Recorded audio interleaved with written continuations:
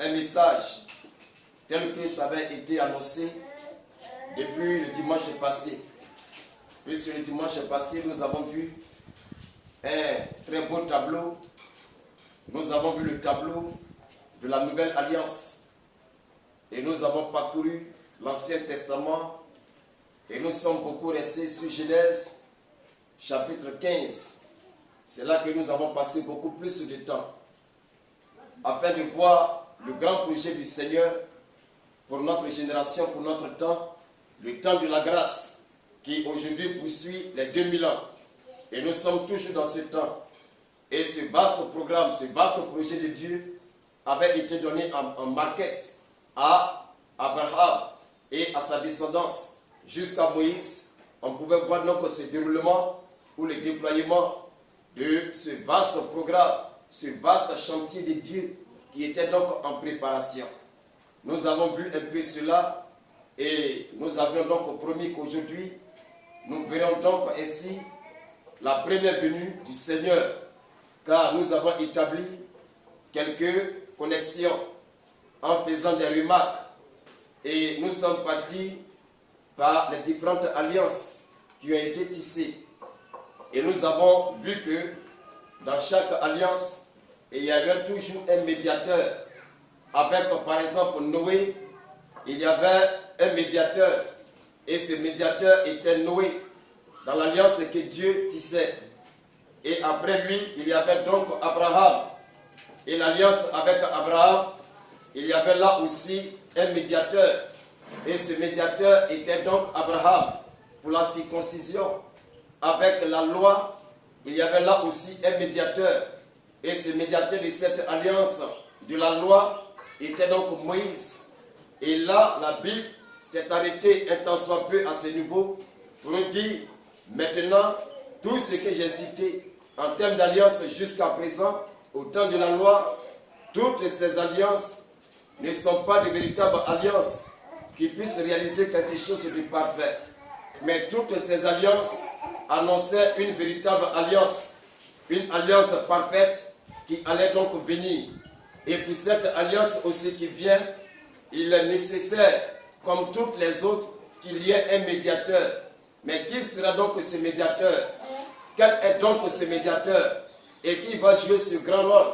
Quand l'alliance nouvelle qui vient, c'est une puissante alliance qui a donc les promesses vraies, authentiques et sérieuses, et dans lesquelles il y a le véritable remède pour lequel j'avais donné les choses en image dans les anciennes alliances pour essayer de montrer la guérison de l'homme.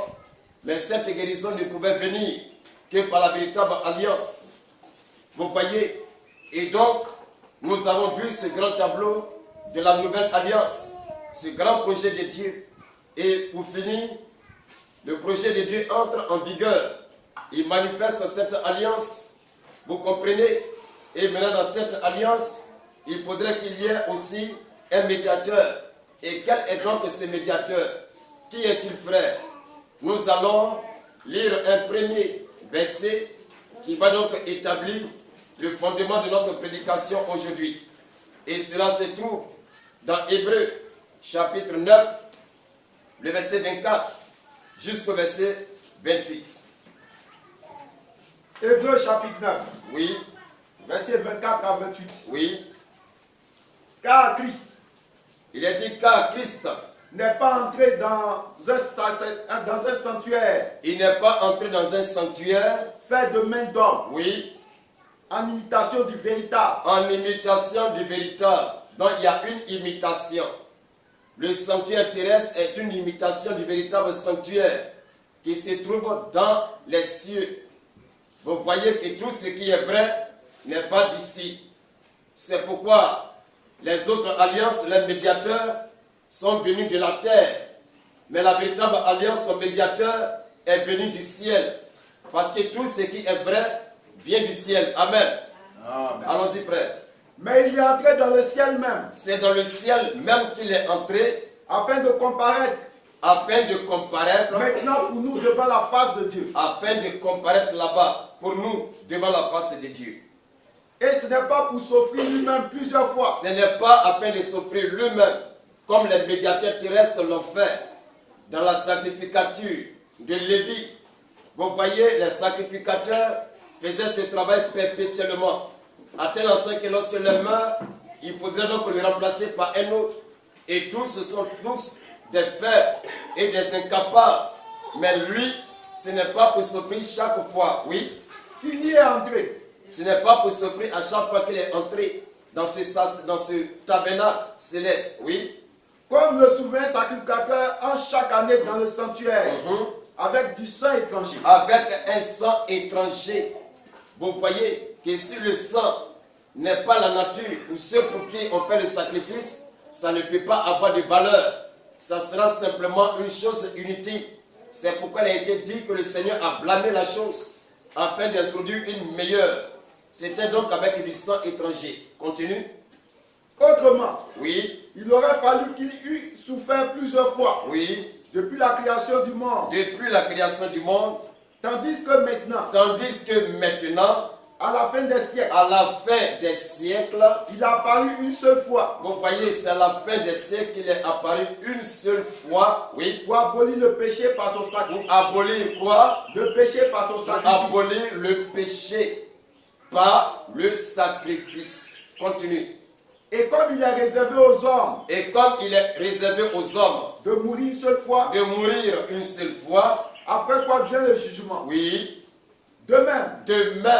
Christ qui s'est offert une seule fois pour porter les péchés de plusieurs. Lui qui s'est offert, remarquez bien le verset 28 qui dit, de même Christ qui s'est offert une seule fois, oui, pour porter les péchés de plusieurs. Pour porter les péchés de plusieurs, pas de tout le monde, mais de plusieurs, oui. Apparaîtra sans péché. Il apparaîtra sans péché une seconde fois. Une seconde fois. À ceux qui l'attendent pour leur salut. À ceux qui l'attendent pour leur salut. Donc ceux qui ont reçu l'expiation par le sacrifice du Seigneur attendent ce retour pour leur salut. Il a parlé d'une seconde fois. Et remarquez dans le verset 27, le verset 26 à 27, on nous parle de l'abolition du péché par le sacrifice du Seigneur. Ce verset déjà donne la conclusion du message de ce jour. Et cela doit nous permettre de comprendre tout le développement qui sera fait. C'est là ce qui définit le but de sa venue, le Seigneur Jésus-Christ. Pourquoi est-ce qu'il est venu? C'était pour cela. Et il est dit au verset 28 qu'il apparaîtra une seconde fois. Si nous parlons d'une seconde fois, cela renvoie aussi à la présence une première fois. Amen. Amen. Car parlant de seconde fois, ça évoque une première présence avant de parler d'une seconde présence. Et s'il y a une seconde présence, est-ce qu'il y en a d'une troisième, quatrième, cinquième? Combien de fois finalement? Vous voyez? Mais retenons que le Seigneur, il viendra 3 fois. C'est 3 fois qu'il viendra. Et le chiffre 3, c'est le chiffre de la perfection divine. Quand le Seigneur, il est parfait en 3. Et c'est pourquoi, dans la position de Père, en tant que créateur, il est parfait. Dans la position du Fils, en tant que celui qui est venu pour faire l'expiation, il est parfait. Et dans la position de l'Esprit, là, la nature de Dieu lui-même, il est là aussi parfait. C'est en rapport avec ces 3 notions que les anges dans les cieux crient Saint, Saint et Saint. 3 fois Saint. Le même Seigneur à travers ces différentes positions. Le même Dieu à travers ces différents rôles. Et dans chaque rôle, il reste parfait. Amen. Amen. Et donc ici, il est dit, il apparaîtra une seconde fois. Donc il viendra une première fois, il viendra une seconde fois et il viendra une troisième fois. Le chiffre 3, c'est le chiffre divin. Vous voyez, et la première fois qu'il est venu, c'est de ça que nous allons parler aujourd'hui. Et cette première fois, c'était en notre absence. Nous n'étions pas là, frères et sœurs. C'était il y a 1900 ans, beaucoup d'années, 1000 et quelques ans, qu'il est venu. Et c'était là-bas à Jérusalem. Il est venu, il a passé 33 ans sur la terre. Et après cela, il est retourné au ciel. Ça, c'était la première venue du Seigneur. La deuxième venue, il vient en tant qu'époux, en tant que mari d'une femme qu'il a donc réussi à avoir à sa possession et qu'il a confié à ses amis pour prendre soin de cette épouse jusqu'à ce qu'elle puisse être prête et qu'il revienne pour la récupérer pour partir dans la gloire. Son second retour, c'est le jour de l'enlèvement et ça sera un retour secret. Et c'est là qu'il est dit qu'il apparaîtra une seconde fois pour ceux qui l'attendent pour leur salut. Ce sont ceux-là qui le verront. Et ça sera le jour de l'enlèvement. C'est donc la deuxième venue, la seconde fois, la troisième fois qu'il viendra. Il viendra en tant que fils de David, en tant que roi, pour prendre le contrôle du trône de la terre. C'est là sa troisième venue. Et c'est là qu'il est parlé dans Apocalypse chapitre 1, le verset 7 jusqu'au verset 8. Il vient et tout elle le verra. Vous voyez, voici donc les trois venues du Seigneur. Mais aujourd'hui, nous allons prendre la première venue. Amen. Ah. Et donc le thème de notre prédication, c'est la première venue du Seigneur. Et nous allons prendre aussi Luc chapitre 4, le verset 16 jusqu'au verset 21. Luc chapitre 4, Oui, verset 16 à 21. oui. Il se rendit à Nazareth, Il a dit qu'il s'est rendu à Nazareth. où il avait été élevé. Oui. Et selon sa coutume, Et selon ses habitudes, il entra dans la synagogue alors il est entré dans la synagogue des Juifs, le jour du sabbat. un lieu de prière. Et c'était le jour de l'adoration. Il est rentré dans cette synagogue le jour du sabbat. Oui. Il se leva pour faire la lecture. Alors il s'est levé pour faire la lecture. Oui. Et on lui remit le livre du prophète Ésaïe. On lui a remis un rouleau, le livre. Car en ce temps, la Bible de ces gens n'était pas. C'était en rouleau. Et chaque prophète avait son livre. Et lorsqu'on a besoin de lire, par exemple Jérémie, on sort son rouleau, on déroule et on lit le passage qui convient. Il n'y avait pas aussi de découpage des versets, des chapitres et tout cela, il n'y en avait pas. C'est au fil du temps que les théologiens ont pris bien le soin de faire ces découpages et toutes ces représentations en versets et en ceci et en cela. Mais cela n'existait pas pendant que le Seigneur était sur la terre. Allons-y, il a pris le rouleau du livre d'Ésaïe, oui, L'ayant déroulé, il a déroulé ce livre, il trouva l'endroit où il était écrit. alors il a trouvé, parce que c'est ce passage qu'il cherchait, et il a été conduit à cet endroit précisément pour quelque chose. Allons-y. L'Esprit du Seigneur est sur moi. L'Esprit du Seigneur, il dit l'Esprit du Seigneur est sur moi, oui, Parce qu'il m'a oint pour annoncer une bonne nouvelle aux parce pauvres. qu'il m'a oint pour annoncer une bonne nouvelle aux pauvres, oui. Il m'a envoyé pour guérir ceux qui ont le cœur brisé. Alors il m'a envoyé pour guérir ceux qui ont le cœur brisé, Pour proclamer aux captifs la délivrance. pour proclamer aux captifs la délivrance. Et Allons-y. aux aveugles le recouvrement de la vue. Et aux aveugles, ceux qui sont aveugles, afin qu'ils puissent voir, oui, Pour renvoyer libres les opprimés. pour envoyer ceux qui sont mis en esclavage. Pour publier une année de grâce du Seigneur. Voilà, donc pour publier une année de gratuité, une année de miséricorde, de compassion, et bien de la part du Seigneur. Allons-y. Ensuite, Il roula le livre, il a replié le livre le remit au serviteur et s'assit. et il a remis à celui qui avait la charge de garder ce rouleau dans un coffre particulier. Oui, Et il s'assit. il s'est assis. Tous ceux qui se trouvaient dans la synagogue Mais tu as fini de lire ce passage, qu'est-ce que tu veux nous dire? Tu finis de lire et puis tu t'assois. Nous, on n'a pas cette habitude, c'est que quelque part, tu as un message derrière la tête. Alors tout le monde avait les regards braqués sur lui. On attendait qu'il dise quelque chose. Et oui, tous ceux qui se trouvaient dans la synagogue tous ceux qui se trouvaient dans cette église-là, avaient les regards fixés sur lui. les regards fixés sur lui. Il commença Alors, alors ah oui, à leur dire, alors il a commencé à leur dire, aujourd'hui même, cette parole de l'écriture cette parole de l'écriture que je viens de lire, que vous venez d'entendre oui, est accomplie. il dit est accompli. C'est accompli. Vous voyez, Pendant ce temps, tu peux préparer Ésaïe 61. Le verset 1 jusqu'au verset 3. Nous allons voir aussi quelque chose là-bas. Donc, il dit, après avoir déroulé le livre d'Ésaïe, il a lu un passage. Et dès qu'il a fini de lire ce passage, il dit que cette portion des Écritures, aujourd'hui, est accomplie. C'est accompli. Et il prend le passage, et puis il se colle ce passage, sans toutefois le dire que c'est moi, directement, c'est moi qu'il s'agit. Mais dans son langage, il leur fait savoir que c'est de lui qu'il est question. Lisons là-bas. On va faire une petite remarque avant de continuer. Ésaïe 61, Oui. verset 1 à 3. Oui. L'Esprit du Seigneur. Voici le passage qu'il a trouvé dans Ésaïe. Et Ésaïe, il y a 66 chapitres dans le livre d'Ésaïe. Et tous les livres d'Ésaïe parlent de toute la Bible entière. Dans le livre d'Ésaïe, nous avons le récit de Genèse. Nous avons le récit des prophètes.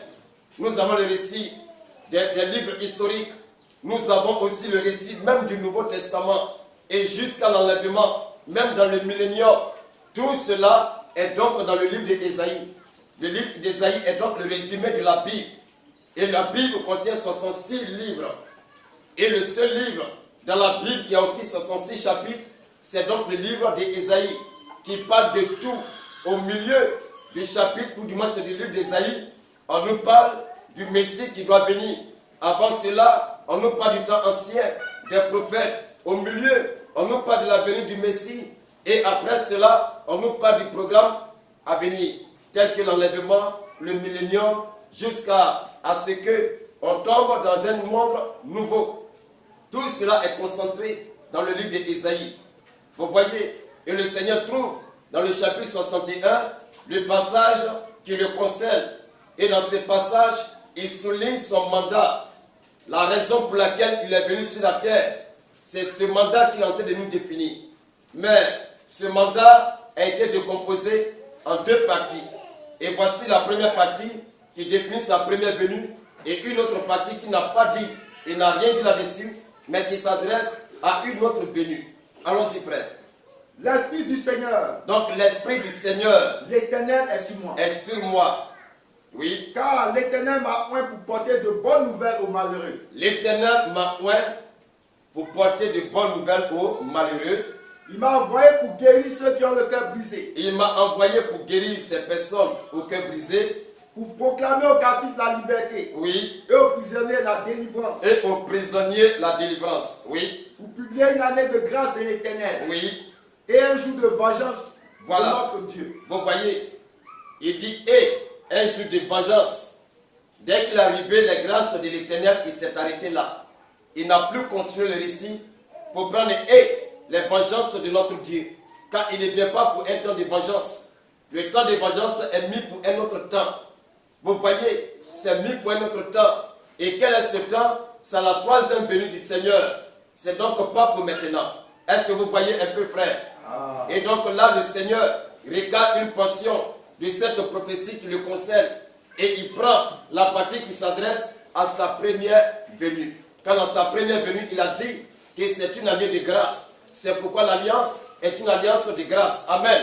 Voilà pourquoi c'est l'alliance de la grâce. C'est le temps de la grâce. C'est le temps de la miséricorde. Il ne vient pas avec colère, avec énervement. Car dans le livre de Psaumes, il est parlé du Seigneur. Lorsqu'il est fâché, il y a de la fumée qui sort de ses narines. Il y a une sorte de feu qui sort de sa bouche, comme s'il était un dragon. Et pourtant, il n'en est pas ainsi. Remarquez un peu la terreur de ce Dieu lorsqu'il peut s'aimer, lorsqu'il peut s'énerver. La terreur qui peut répandre partout. Mais il ne vient pas dans cet accoutrement. Il ne vient pas sur cette base. Il vient dans une ambiance de miséricorde, de compassion, de sauveur. Et c'est pourquoi, lorsqu'il est venu, les gens n'ont pas pu le reconnaître. Car il n'est pas venu en conquérant. Les Hébreux, ils ont pensé qu'en venant, il viendrait pour combattre les soldats romains. Sous l'emprise de qui ils étaient, il viendrait pour les combattre et ainsi les détruire. Il viendrait en véritable conquérant. Mais il n'est pas venu ainsi. Il est venu dans une autre corporation. Et cela les a phasés. Mais regardez un peu ce que les gens ne comprennent pas. Remarquez très bien. Je vais prendre par exemple un roi ou un président de ce monde. Lorsque ce président, il doit aller à son bureau pour prendre le trône de sa position de président, dans quel vêtement il se met? Il se met dans des costumes, dans les vêtements vraiment impressionnants qu'il identifie en tant qu'un président, n'est-ce pas? Mais lorsqu'il est à la maison et qu'il doit aller faire un peu d'omelette ou bien de café, est-ce que c'est dans son costume il se tient? Il se tient dans un vêtement qui le donne d'avoir la position d'un homme ordinaire, n'est-ce pas? Lorsqu'il doit prendre la position d'un jardinier, quelqu'un qui doit aller cultiver un peu son jardin, aménager les choses, mais il va se tenir dans une culotte, il va prendre des bottes et quelqu'un qui va ressembler à un paysan. Mais lorsqu'il prend la position de roi ou de président, il se met dans tout son appareil de président. C'est cela, frère. Peu importe la grandeur que tu auras, lorsqu'il s'agira pour toi d'aller égorger un poulet, alors tu verras que tu ne seras pas dans ton costume. Tu vas prendre un vêtement adapté et ça te présentera comme étant un homme ordinaire. Mais le Seigneur, il vient aussi pour un tel but. Et dans un tel but, il ne peut donc pas se mettre dans cet appareil de roi, de grandeur infinie, de puissance illimitée. Ce n'est pas possible. Il se met dans une condition simple, car ce qu'il vient faire, c'est en dehors de sa position de roi. Est-ce que vous voyez? Et dans cette position qu'il est venu, ça a donc phasé les gens. Ça les a complètement phasés et ils ne l'ont pas compris. Voici donc la mission de la première venue du Seigneur. Il est venu pour faire ce travail. Il est venu pour rétablir un groupe d'individus qui occupaient une position ancienne, mais qui pour un temps ont perdu cette position. Ils sont tombés tellement bas qu'ils n'étaient plus dignes de Dieu, n'étaient plus dignes de sa présence. Il fallait que ce Seigneur, qui avait donc la propriété de ce groupe d'individus, vienne pour les rétablir dans cette position. Mais pour le faire, cela obéit à des règles, frères. Ça obéit à des règles. Remarquez que tout ce qui est cité ici, ce ne sont pas des choses naturelles. Il est dit, parce qu'il m'a oint pour annoncer une bonne nouvelle aux pauvres. Les pauvres ici ne sont pas ceux qui manquent d'argent. Le savez-vous? Les pauvres ici sont ceux qui sont pauvres en esprit. Lisons Matthieu chapitre 5. Et ce sont ces thèmes et ces versets que les émissaires, vous voyez, tous ceux qui sont donc des colporteurs d'un certain évangile de prospérité, ils ont rassemblé tous ces versets et ils ont commencé à s'aimer la confusion dans la tête des gens en prêchant un certain évangile de prospérité. L'évangile de prospérité n'est pas biblique. L'évangile de prospérité ne vient pas de Dieu. Ça n'a pas de fondement dans la Bible. Ici, il ne s'agit pas de cela. Allons-y, frère, Matthieu chapitre 5, à partir du verset 1. Matthieu chapitre 5, oui. À partir du verset 1. Oui. Voyant la foule, il dit, voyant la foule, Jésus monta sur la montagne. Alors, pour qu'on puisse le voir comme quelqu'un qui se tient sur l'estrade, afin qu'on puisse le voir, il s'est élevé afin de pouvoir s'adresser à tout le monde. Et qu'est-ce qui s'est passé? Et après qu'il se fut assis, oui. Ses disciples s'approchaient de lui. Oui. Puis ayant ouvert la bouche, alors il ouvre la bouche, il les enseigna et dit. Et il a commencé à les enseigner en disant quoi? Heureux les pauvres en esprit. Voilà, pas les pauvres en poche, pas les pauvres en banque, pas les pauvres en chèque, mais les pauvres en esprit. C'est pour cela qu'il est venu. Continue. Car le royaume des cieux est à eux. Car le royaume des cieux est à eux. Et ici, il est dit, parce qu'il m'a oint pour annoncer une bonne nouvelle aux pauvres. Il dit qu'il m'a envoyé pour guérir ceux qui ont le cœur brisé. Pas ceux qui, par exemple, ne sont pas mariés, pour venir tisser le mariage partout, comme un véritable maire, à tel enseigne qu'on entend dans la bouche de tous ces guides religieux, que celui qui veut se marier, qui vient à Jésus-Christ. Comme si c'était pour cela qu'il était venu. Il n'est pas venu pour ces gens de cœur brisé. Il est venu pour tous ceux qui ont été malmenés à l'image de cet exemple que j'ai pris, le témoignage de cet homme, en rencontrant ces faux guides religieux qui les ont donc conduits dans le débois. Et pour finir, la déception a gagné les cœurs. C'est donc des cœurs brisés. C'est donc des malheureux spirituels. Et c'est pour ces malheureux que le Seigneur vient afin de reconstituer les choses dans les cœurs. Frères, C'est de ça qu'il est question. Continue un peu là-bas encore. Heureux les pauvres en esprit, Oui, car le royaume des cieux est à eux. parce que le royaume des cieux est à eux. Oui, Heureux les affligés, il dit heureux les affligés. car ils seront consolés. Voilà, donc il vient en tant que consolateur. Il vient en tant que guérisseur. Continue.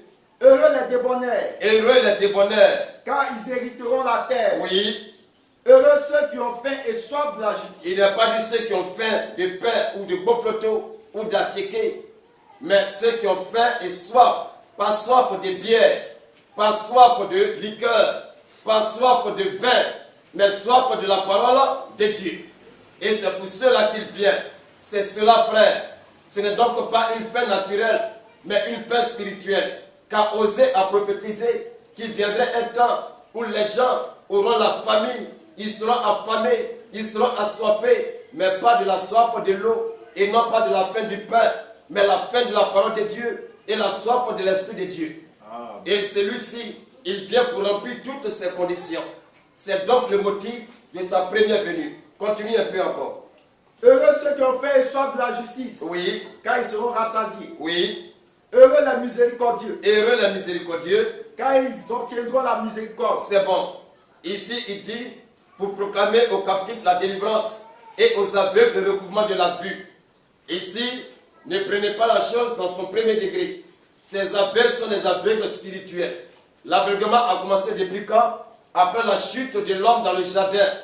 Lorsque le voile de l'Esprit de Dieu a été ôté des yeux de l'homme et que c'est un autre voile qui a pris la place, le voile de ce monde, le voile du diable, alors l'aveuglement a commencé. L'aveuglement par rapport à quoi? Par rapport aux choses de Dieu, à la volonté de Dieu, à tout ce qui est bien. Et l'homme prend désormais plaisir à tout ce qui est mal. Et ces aveugles spirituels, le Seigneur vient pour les libérer. Car c'est ce qu'il a dit. Eh bien, à Paul, on peut lire cela aussi, frère. Lisons cela dans Actes chapitre 26. À partir du verset 13. Actes chapitre 26, Oui, à partir du verset 13. oui, Vers le milieu du jour, oui, ô roi, oui, je vis un chemin oui, resplendir autour de moi Mhm. et de mes compagnons, oui. une lumière venant du ciel, Une lumière venant du ciel. et dont l'éclat surpassait celui du soleil. C'était très puissant, cette lumière, oui. Nous tombâmes tous par terre, Et tous ceux qui étaient dans la délégation tombaient par terre, oui. et j'entendis une voix qui me disait en langue hébraïque, Qui disait quoi? Saul, Saul, Oui. pourquoi me persécutes-tu? Pourquoi est-ce que tu me persécutes de la sorte? Il te sera dû de régimber contre les aiguillons. Oui. Je répondis, qui es-tu, Seigneur? Il dit, qui es-tu, Seigneur? Et le Seigneur dit, Il dit quoi? je suis Jésus, Oui. que tu persécutes. Je suis Jésus que tu persécutes. Allons-y. Mais lève-toi Il dit, lève-toi. et tiens-toi sur tes pieds, Oui. car je te suis apparu pour t'établir ministre Je te suis apparu pour t'établir ministre et témoin des choses que tu as vues et témoin des choses que tu as vues présentement, oui, et de celles pour lesquelles je t'apparaîtrai. et pour les choses à venir que je vais te montrer encore, oui. Je t'ai choisi du milieu de ce peuple J'ai donc choisi du milieu de ce peuple, et du milieu des païens, oui, vers qui je t'envoie, vers qui je t'envoie, afin que tu leur ouvres les yeux, afin que tu leur ouvres les yeux. C'est donc les aveugles. Il faudrait qu'ils commencent à voir clair. Il faut les ouvrir les yeux. Et c'est pour cela que le Seigneur est venu, afin que tu les ouvres les yeux, oui, pour qu'ils passent des ténèbres à la lumière, pour qu'ils passent des ténèbres à la lumière. Et c'est un élément que nous avons vu la dernière fois, le dimanche passé, dans Matthieu chapitre 4, avec ceux qui étaient dans le territoire des gentils, qui ont vu une grande lumière resplendir sur eux. Et la Bible nous a identifié cette lumière, qui était donc le Seigneur qui approchait cette contrée. Car il est la parole de la lumière, la parole de la vie. Et là où il se trouve, c'est donc la lumière. Et là où il n'est pas, ce sont les ténèbres. Et tous ceux qui sont dans cet endroit sont dans les ténèbres. Et ceux qui n'avaient pas la vérité étaient donc dans les ténèbres, à l'image de tout ce que nous pouvons voir aujourd'hui dans le monde païen et dans le monde religieux. Ils sont tous dans les ténèbres, Et le Seigneur dit à Paul, afin que tu les ouvres les yeux et qu'ils passent des ténèbres à la lumière. lumière. Continue. et de la puissance de Satan et de la puissance de Satan à Dieu. à Dieu. Donc remarquez qu'il y a deux mondes. Un monde des ténèbres, le roi là-bas c'est Satan. Et il agit avec toute sa puissance. Un autre monde, le monde de la lumière. Et le roi c'est le Seigneur. Et c'est là qu'il se tient également. Et dans le monde des ténèbres, ce sont les aveugles. Le monde de la lumière, ce sont ceux qui voient clair. C'est cela, frère. Et l'aveuglement, c'est donc un aveuglement spirituel. Et ici, il nous dit que pour proclamer aux captifs la délivrance et aux aveugles le recouvrement de la vue. Pour renvoyer libres les opprimés. Ils sont opprimés par qui et par quoi? Ils sont opprimés par le péché et par le diable. Et pour renvoyer libres les opprimés et pour publier une année de grâce du Seigneur. C'est donc une année de liberté. C'est pourquoi le Seigneur a dit que si le Fils, il dit la vérité, vous connaîtrez la vérité et la vérité va vous affranchir. Si le Fils de Dieu ne vous libère pas, vous ne serez jamais réellement libre. Vous comprenez? Donc le Seigneur vient pour la liberté des gens. Et ceux qui désirent cette liberté ont donc le sacré devoir d'accepter la délivrance qu'il apporte afin que ces personnes passent des ténèbres à la lumière. Ils passent de la puissance de Satan à la puissance de Dieu. Ils passent de l'aveuglement à un éclairage de la vue. C'est cela, frère. Et donc, voici le but et le mandat de la première venue du Seigneur. On va aller un peu encore, frère. On va prendre Romains chapitre 6. Car le Seigneur, il vient pour les opprimer. Il vient pour les captifs. Il vient pour les aveugles. Il vient pour tous ceux qui sont dans cette condition basse. Et quel est donc ce qui a donc manifesté toutes ces choses? Lisons cela dans Romains 6, 16 à 18. Romains chapitre 6, Oui, verset 16 à 18. oui. Ne savez-vous pas, Est-ce que vous ne savez pas? quand vous livrez à quelqu'un comme esclave, Voilà, lorsque vous vous livrez à quelqu'un comme esclave, pour lui obéir, pour lui obéir, vous êtes esclave alors vous êtes esclave. de celui à qui vous obéissez, Voilà, oui. soit du péché qui conduit à la Donc mort, lorsqu'on obéit au péché, on devient esclave du péché. Et l'homme a obéi au péché dans le jardin. Et depuis lors, l'homme est devenu esclave du péché. Oui. soit de l'obéissance qui conduit à la justice. Ou bien l'obéissance qui conduit à la justice. L'obéissance à quoi? À la parole de Dieu, à la justice. Et dès lors, on devient donc esclave de la justice. Et c'est après qu'on devient esclave de la justice que la justice elle-même est venue. Vous voyez, rappelez-vous, j'ai dit qu'à chaque alliance, il y a un médiateur. Mais dans la nouvelle alliance, il y a aussi un médiateur. Et ce médiateur, c'est donc Christ. C'est donc le Seigneur Jésus-Christ. Est-ce qu'il ne fallait pas prendre un homme sur cette terre? Est-ce que cet homme qui est venu est un simple homme? Est-ce que c'est un homme parmi les anges? Un des anges qui soit descendu? Qui est-il? Vous voyez, nous allons voir cela dans quelques instants. Après que nous ayons lu Romains chapitre 6, 16 à 18. Oui. Mais grâce soit rendue à Dieu Il dit grâce soit rendue à Dieu. de ce que, Oui. après avoir été esclave du péché, Donc après, c'est donc un temps passé. Après avoir été esclave du péché, vous avez obéi de cœur donc c'est l'obéissance. Vous avez obéi de cœur. à la règle de doctrine dans laquelle vous avez été instruit. Donc il y a une règle, la doctrine de la foi a une règle. Et les gens ont obéi à cette règle de doctrine de la foi, oui. Ayant été affranchis du péché, Ayant été libérés, voici les opprimés, voici les assujettis, voici les condamnés, les captifs. Et ces personnes sont désormais libérées par la manifestation de la grâce de Dieu qui s'est révélée par Jésus-Christ. Et ayant été affranchis, oui, du péché, vous êtes devenus esclaves de la justice. alors on est devenu esclave de la justice. Nous passons donc de la puissance de Satan à la puissance de Dieu. Et dans tous les cas, c'est une affaire d'esclavage. Autrefois, nous étions esclaves de Satan par l'emprise du péché. Désormais, nous sommes esclaves de Dieu sous l'emprise de la justice. Et nous servons pour Dieu et nous travaillons pour lui. Nous sommes désormais sous sa coupole, sous sa conduite. Le verset 16 à 18, c'est atteint. Ok. Et prépare aussi Galates 4, le verset 1 à 5. Et nous allons coupler ces deux versets pour sortir quelque chose d'essentiel. Galates chapitre 4, Le verset 1 à 5. verset 1 à 5. Oui. Or, aussi longtemps que l'héritier est enfant, Il a dit que l'héritier, il y a donc un héritier ou des héritiers, aussi longtemps qu'il est enfant, je dis qu'il ne diffère en rien d'un esclave. je dis qu'il n'est pas différent, il n'est pas différent en quoi que ce soit d'un esclave. Il y a donc l'enfant et puis il y a l'esclave. Qui est donc l'enfant et qui est l'esclave? Il dit l'héritier, aussi longtemps qu'il est petit, il n'est pas différent de l'esclave. Oui. Quoi qu'il soit le maître de tout. Malgré qu'il soit le maître de toute la maison, de tous les biens, mais il a la position d'un esclave. Pourquoi? Parce qu'il est enfant. Il ne peut pas gérer ses propres biens. Il faudrait qu'il grandisse d'abord, afin qu'il prenne bien le devant des choses pour conduire toutes les choses. Oui. Mais il est sous des tuteurs. Il est donc sous des tuteurs. Et des administrateurs. Oui. Jusqu'au temps marqué par le Père. Jusqu'au temps marqué par le Père. Oui.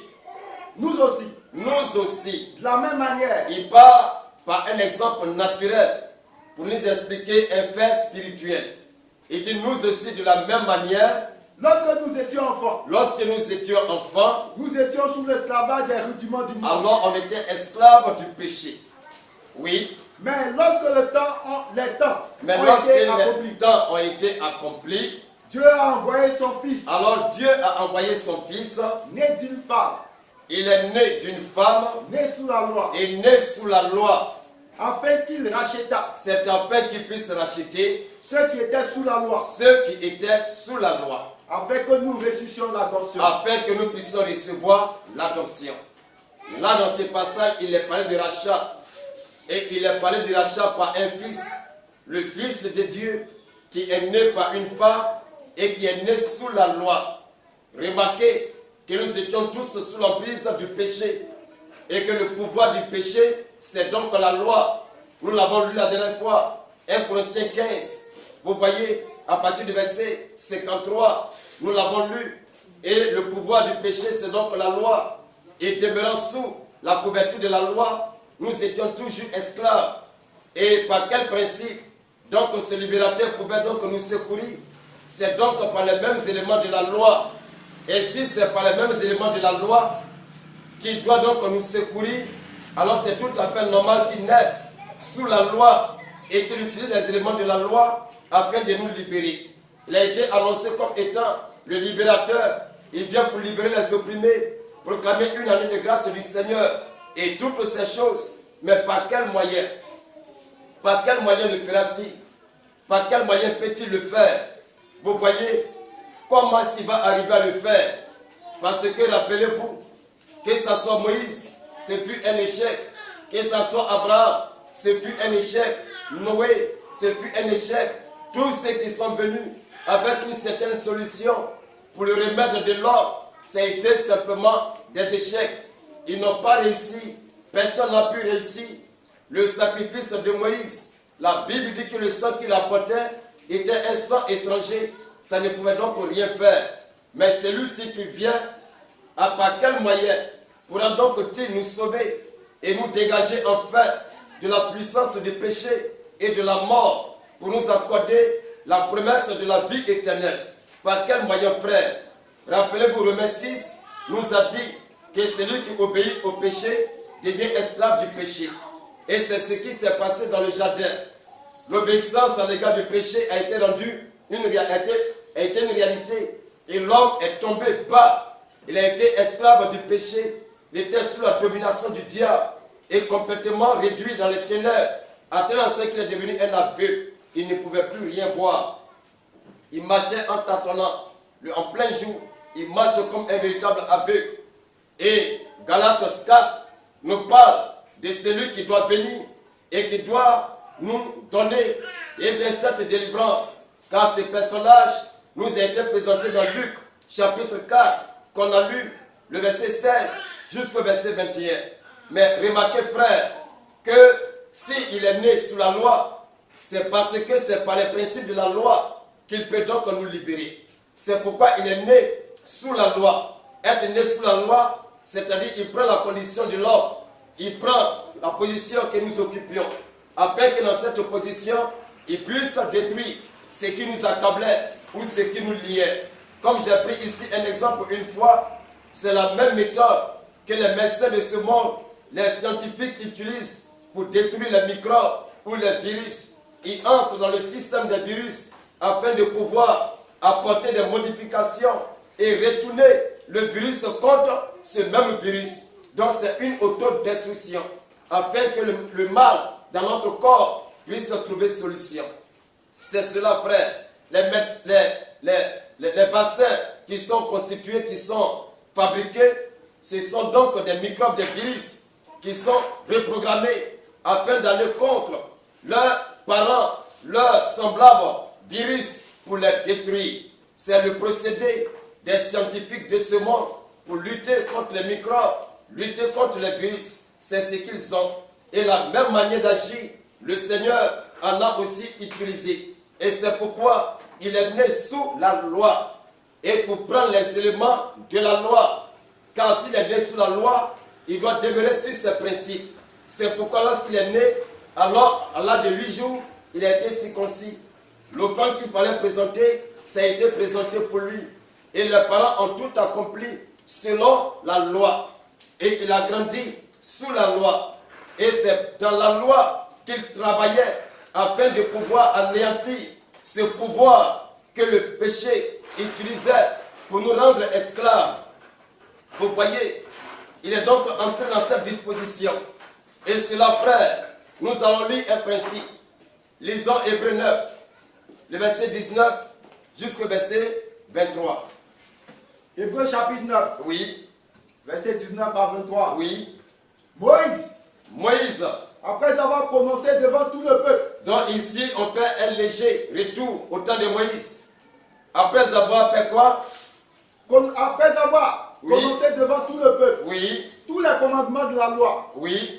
Puis le sang des veaux et des boucs. Lorsqu'il a fini de prononcer tous les commandements de la loi, il a pris le sang des taureaux et des boucs Avec de l'eau. avec de l'eau, De la laine écarlate. oui, Et de l'hysope. et de l'hysope. Et il fit l'aspersion sur le livre lui-même. Et il a fait l'aspersion sur le livre de la loi Et sur tout le peuple. et sur tout le peuple. En disant Quoi? ceci est le sang de l'alliance. Il dit ceci est le sang de l'alliance. Que Dieu a ordonné pour vous. Oui. Il fit pareillement l'aspersion. Alors il a fait la même chose par aspersion. Avec le sang sur le tabernacle. Oui. Et sur tous les ustensiles du culte. Et sur tous les ustensiles du culte. Oui. Et presque tout. Et il dit presque tout, D'après la loi, est purifié avec du sang. est purifié avec du sang. Conformément à la loi, la purification se fait par le sang. Vous voyez? Et donc si le Seigneur, il naît sous la loi pour dégager ces enfants qui étaient sous l'emprise de la loi et qui étaient le pouvoir du péché, pour nous réduire en esclavage, il était donc aussi utile qu'il utilise les mêmes éléments pour aller contre les principes de ce péché qui nous retenait captifs, afin de pouvoir l'abolir. Car nous l'avons lu dans le chapitre 9, le verset 25 à 26, 27 aussi, qu'il a aboli le péché par le principe de la loi. C'est cela, frère. Lisons un peu, continue toujours. Il était donc nécessaire. Il était donc nécessaire, oui, Et presque tout, et presque tout, d'après la loi, oui, est purifié avec du sang. et donc presque tout d'après la loi est purifié avec du sang. Allons-y. Et sans effusion de sang, Et sans effusion de sang, il n'y a pas de pardon. il ne peut pas avoir de pardon de péché. Sans effusion de sang, ce n'est pas possible. C'est donc une règle de la loi. C'est donc une règle. C'est pourquoi lorsque l'homme a chuté dans le jardin, Dieu est descendu rapidement, il a tué un animal, il a versé le sang, il a pris la peau de cet animal et il en a fait un vêtement pour couvrir ses enfants.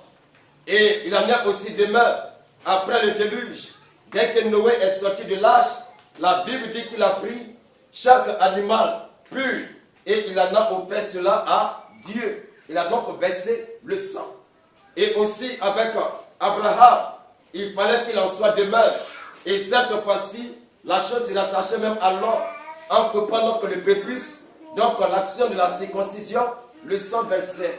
Vous voyez, avec Moïse, c'est encore la même chose, toujours du sang. Et donc cela, le Seigneur ne peut pas faire autrement que ce principe. Il doit donc aussi mettre en vigueur, il doit accomplir l'exigence de ce principe. Puisqu'il est dit sans effusion, il n'y a pas de pardon de péché. Oui. Il était donc nécessaire. Il était donc nécessaire. Puisque les images des choses qui sont dans les cieux, oui, devaient être purifiées de cette manière. Alors, comme les choses devaient être purifiées de cette manière, que les choses célestes elles-mêmes, alors les choses célestes elles-mêmes ne fussent par des sacrifices plus excellents. Alors, donc les choses célestes doivent aussi l'être ainsi par un sacrifice plus excellent. Oui. Que ceux-là. Que ceux de Moïse. Vous voyez, c'est donc par l'effusion du sang. Maintenant, arrêtons-nous un peu sur ce principe avant de continuer. Remarquez que ce personnage qui est venu, remarquez qu'il ne vient pas de la terre. Il ne vient pas de la terre. Il vient du ciel. Il a dit que je suis le Père de Dieu qui vient du ciel. Je suis le Père de vie qui est descendu du ciel. Lisons un peu. Lisons un peu Jean chapitre 3, le verset 13. Le seul passage pour confirmer cela. Et nous allons poursuivre un peu encore. Jean chapitre 3. Jean chapitre 3, le verset 13. Verset 13. Oui. Personne n'est monté au ciel. Il dit personne n'est monté au ciel. Si ce n'est celui qui en est descendu. Si ce n'est celui qui est descendu. Oui. Le Fils de l'homme. Le Fils de l'homme. Qui est dans le ciel. Qui est donc dans le ciel. Le Fils de l'homme. C'est donc lui qui est descendu du ciel. Il dit vous êtes d'en bas. Moi je ne suis pas d'en bas. Moi je suis d'en haut. Vous êtes de ce monde. Moi je ne suis pas de ce monde. Moi je suis d'en haut. Et je suis descendu. Et c'est ce qui a scandalisé beaucoup de pharisiens. Ils ont dit, mais on connaît tes parents, on connaît ta mère s'appelle Marie, on sait que tu es né dans une crèche parmi les moutons, tout le monde s'est moqué de toi, tout le monde s'est mis à se moquer de toi ici, on t'a vu, comment tu peux venir nous mentir, toi un enfant comme ça, et nous dire que tu es descendu du ciel, ça c'est un gros blasphème. Vous voyez, ils n'ont pas compris son langage, ils n'ont vraiment rien compris. Et en réalité, il est descendu du ciel, frère. Et c'est lui qui vient d'en haut. C'est pourquoi même Jean-Baptiste a dit que c'est lui qui est de la terre, il est de la terre. Mais lui qui vient d'en haut, il est plus grand que tous. Lui, il est plus grand. Lisons même cela, frère. J'ai envie qu'on lise cela dans Jean chapitre 3. Toujours Jean chapitre 3. Tu commences à partir du verset 27. Jean 3, 27. Oui. Jean répondit. Alors Jean répondit. Un homme ne peut recevoir que ce qui lui a été donné du ciel. Oui. Vous-même. Oui. Mes témoins que j'ai dit. Vous-même, vous êtes témoin que j'ai dit. Je ne suis pas le Christ. Je ne suis pas le Christ, oui. Mais j'ai été envoyé devant lui. Mais j'ai été envoyé pour préparer son chemin. Allons-y. Celui à qui appartient l'épouse. Celui à qui appartient la femme. C'est l'époux. C'est donc le mari, oui. Mais l'ami de l'époux. L'ami de l'époux. Qui se tient là. Lui, il est à côté. Et qui l'entend. Lui, il entend les paroles de l'époux. Éprouve une grande joie à cause de la voix de l'époux. Il est simplement heureux pour l'époux, oui. Aussi cette joie. Aussi cette joie. Qui est la mienne. Qui est donc aussi pour moi. Est parfaite. C'est donc une joie parfaite. Allons-y. Celui qui vient d'en haut est au-dessus de tous. Qui vient d'en haut. Il est au-dessus de tout le monde, oui. Celui qui est de la terre est de la terre. Alors celui qui est de la terre est de la terre. Et il parle comme étant de la terre. Et lui comme Jean-Baptiste et tous les autres prophètes, et tous ils sont de la terre. C'est pourquoi ils avaient un langage terrestre. Mais celui qui vient d'en haut, son langage est puissant, car il parle sur les choses célestes. C'est là la chose bizarre, frère, et qui a beaucoup tourmenté l'esprit d'une multitude de personnes. Allons-y un peu. Celui qui vient du ciel est au-dessus de tous. Alors celui qui vient du ciel, il est au-dessus de tous. Vous voyez, lui qui vient du ciel, il est au-dessus de tous. Et celui qui vient du ciel, c'est lui que nous avons lu dans le chapitre de Jean, le verset 13. C'est donc le Seigneur Jésus-Christ. Vous voyez? Et donc lui, il ne vient pas de la terre, il vient du ciel. Est-ce que d'entre les hommes, sur la terre, quelqu'un est capable de jouer un terrain? Aucun n'est capable. Personne d'entre eux n'est capable. Pourquoi? parce que le temps leur a été donné d'essayer de faire les preuves. Est-ce qu'ils sont capables de le faire? Ils ont tous démontré qu'ils ne sont pas capables. Le grand Moshe, le grand Moïse, en fracassant l'orgueil de la mer Rouge, il a fendu cela en deux. Il a fait passer le peuple, et bien à pied sec, sans que l'orteil de quelqu'un ne soit mouillé. Ils ont traversé cela avec sérénité. C'est lui qui suspendait une sorte de colonne de feu dans le ciel pour éclairer le chemin du peuple. Et bien, par sa parole, de l'eau pouvait sortir du rocher. Un simple caillou qui est déposé quelque part, et l'eau sort dedans, et les gens boivent. Malgré cela, il n'a pas pu réussir. Avec Abraham, il n'a pas pu. Avec le grand intellectuel et savant Noé, lui qui a bâti un bateau extraordinaire, un bateau de croisière, plus grand que celui de Titanic, et tous les bateaux de ce monde aujourd'hui, malgré cela, il n'a pas réussi. Vous voyez, l'homme a montré son incapacité. Et pourquoi est-ce que l'homme est donc incapable? Pourquoi, frère? Pourquoi cela? On va lire un peu. Lisons Lévitique. Chapitre 25. Le verset 47 à 49. Nous allons prendre une portion de ce béni chapitre, de ce glorieux chapitre de la Bible. Nous allons prendre une portion aujourd'hui. Le verset 47 à 49. Le chapitre 25. Lévitique. Lévitique 25. Oui. Verset 47 Oui. à 49. À 49. Si un étranger, Il dit, si un étranger, si celui qui demeure chez toi devient riche, oui, et que ton frère devienne pauvre, et que ton frère devienne pauvre, près de lui, près de lui, et se vend à l'étranger, et se vend à l'étranger, qui demeure chez toi, qui demeure chez toi, ou à quelqu'un de la famille de l'étranger, ou à quelqu'un de la famille de l'étranger, il aura pour lui le droit de rachat. dans tous les cas, c'est-à-dire, celui qui est donc autochtone, l'autochtone c'est celui qui appartient à la localité. Et si c'est autochtone, il se vend à l'allogène, c'est-à-dire à l'étranger, que ce soit la famille de l'étranger, un membre de l'étranger, dans tous les cas c'est un étranger. Donc s'il s'est vendu de la sorte, alors il aura pour lui droit de rachat. Qu'est-ce que ce symbole montre? L'étranger, dans ces passages, c'est donc Satan. C'est lui qui est étranger à ce monde. Le monde que Dieu avait créé, c'était donc pour les fils de Dieu, à commencer par Adam et Ève, et à commencer par eux. Alors tous les autres fils de Dieu devaient donc remplir cette terre et vivre tranquille et heureux. Vous voyez, mais il y a eu un temps où un étranger est venu, est resté près des hommes, et voici que cet étranger, le diable, a commencé à prospérer. Il a commencé à gagner de l'estime auprès des héritiers de la terre. Vous comprenez? Au point qu'un jour, eh bien, les héritiers de la terre se sont sentis misérables, pauvres. Comment? Où est-ce qu'ils ont senti cette pauvreté? Cette pauvreté était du point de vue connaissance. Ils ont vu qu'ils étaient pauvres en connaissance. Ils ont vu qu'ils ne connaissaient rien. Et que l'étranger qui était auprès d'eux était beaucoup riche en connaissance. Alors ils ont préféré se vendre à cet étranger. Vous voyez, ils se sont vendus. Rappelez-vous, dans Romains chapitre 6, ce qu'on a lu, celui qui obéit au péché devient esclave de celui-ci. Vous voyez, c'est donc un acte de vente. Et l'homme se vend au péché. Par quel moyen? Par la désobéissance. Et donc le diable était cet étranger dans le jardin d'Éden. Et auprès des autochtones qui étaient donc Adam et Ève. Et ils ont vu qu'ils se sont appauvris du point de vue connaissance. Et il fallait donc acheter la connaissance. Ils se sont proposés d'acheter la connaissance. Et en le faisant, ils se vendaient de la sorte. Continue, frère.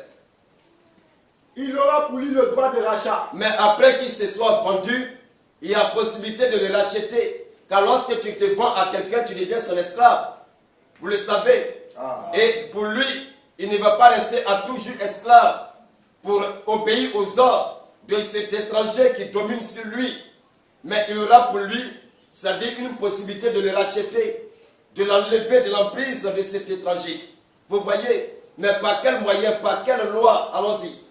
il aura pour lui le droit de rachat. Oui. Après qui se sera vendu. Après qui se sera vendu. Oui. Un de ses frères pourra le racheter. On dit un de ses frères pourra le racheter.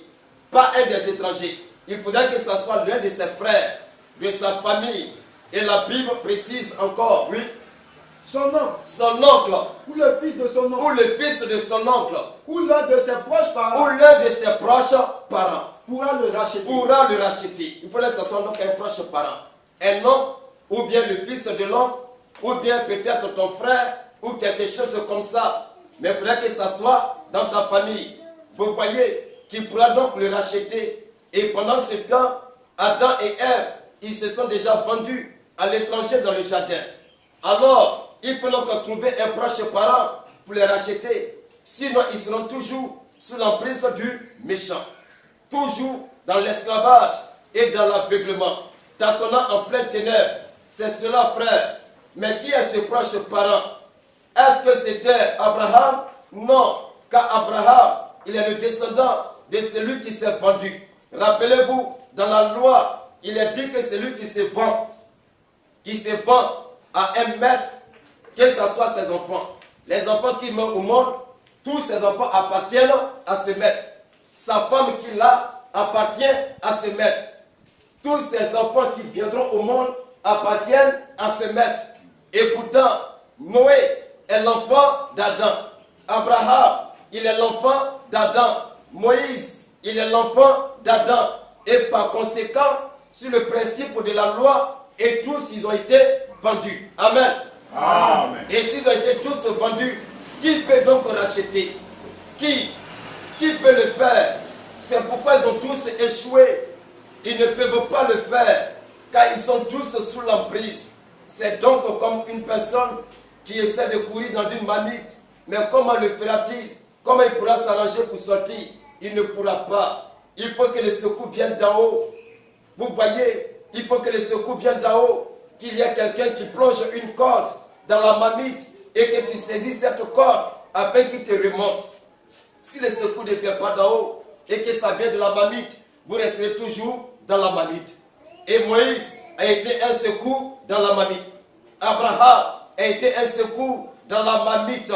Noé a été un secours dans la marmite. Et c'est pourquoi ils sont tous restés dans la marmite. Et c'est pourquoi Jean-Baptiste a dit, celui qui est terrestre, il est terrestre. Et il parle sur le langage du fond de la marmite. Il ne voit pas ce qu'il y a au dehors. Comment il va s'arranger pour sortir. Mais celui qui vient du ciel, alléluia, c'est là le secours qui vient d'en haut. Et c'est ce seul secours qui peut donc produire quelque chose de positif. Sans lui, ce n'est donc pas possible. Mais examinons un peu les parents. Ceux qui ont la possibilité du rachat. Il a dit un proche parent. Mais les proches parents que nous avons en tant qu'hommes, ça ne peut être que des hommes. On ne peut pas prendre un proche parent comme le gorille. Il n'est pas notre proche parent. Le chimpanzé, il n'est pas notre proche parent. C'est pourquoi le sang des animaux ne pouvait rien faire. Vous comprenez à présent? Donc c'est pourquoi ça ne pouvait rien faire. Car ce n'était pas le sang humain. C'était le sang animal. Et ça ne pouvait pas faire du bien à l'homme. C'est pourquoi la Bible a dit que Moïse venait seulement avec du sang étranger. Il fallait que ce soit le sang d'un proche parent. Maintenant, on pourra prendre un homme d'entre eux et puis verser son sang pourvu que ce soit un proche parent. Ce n'est pas possible. Pourquoi? Parce que ce proche parent, lui aussi, il est vendu. L'oncle de Noé, il a été vendu. L'oncle ou le petit-fils, eh bien, de l'oncle ou le fils de l'oncle, tel que par exemple Lot, qui était, eh bien, le fils, qui était le neveu d'Abraham, on pouvait le prendre afin de pouvoir faire ce sacrifice, vous voyez, pour le rachat, mais il ne pouvait pas, parce qu'il était lui aussi sous l'emprise du péché. Et par conséquent, tout son sang était infecté. Vous voyez, c'était empoisonné, ça ne pouvait rien produire. Il fallait donc quelqu'un qui est en dehors de ce règne de péché. Quelqu'un qui est pur, qui est saint, qui est parfait, qui est sans iniquité, qui est sans défaut, qui est sans tâche. Quelqu'un qui est en dehors de toutes ces choses odieuses. Mais d'où peut venir cet ordre?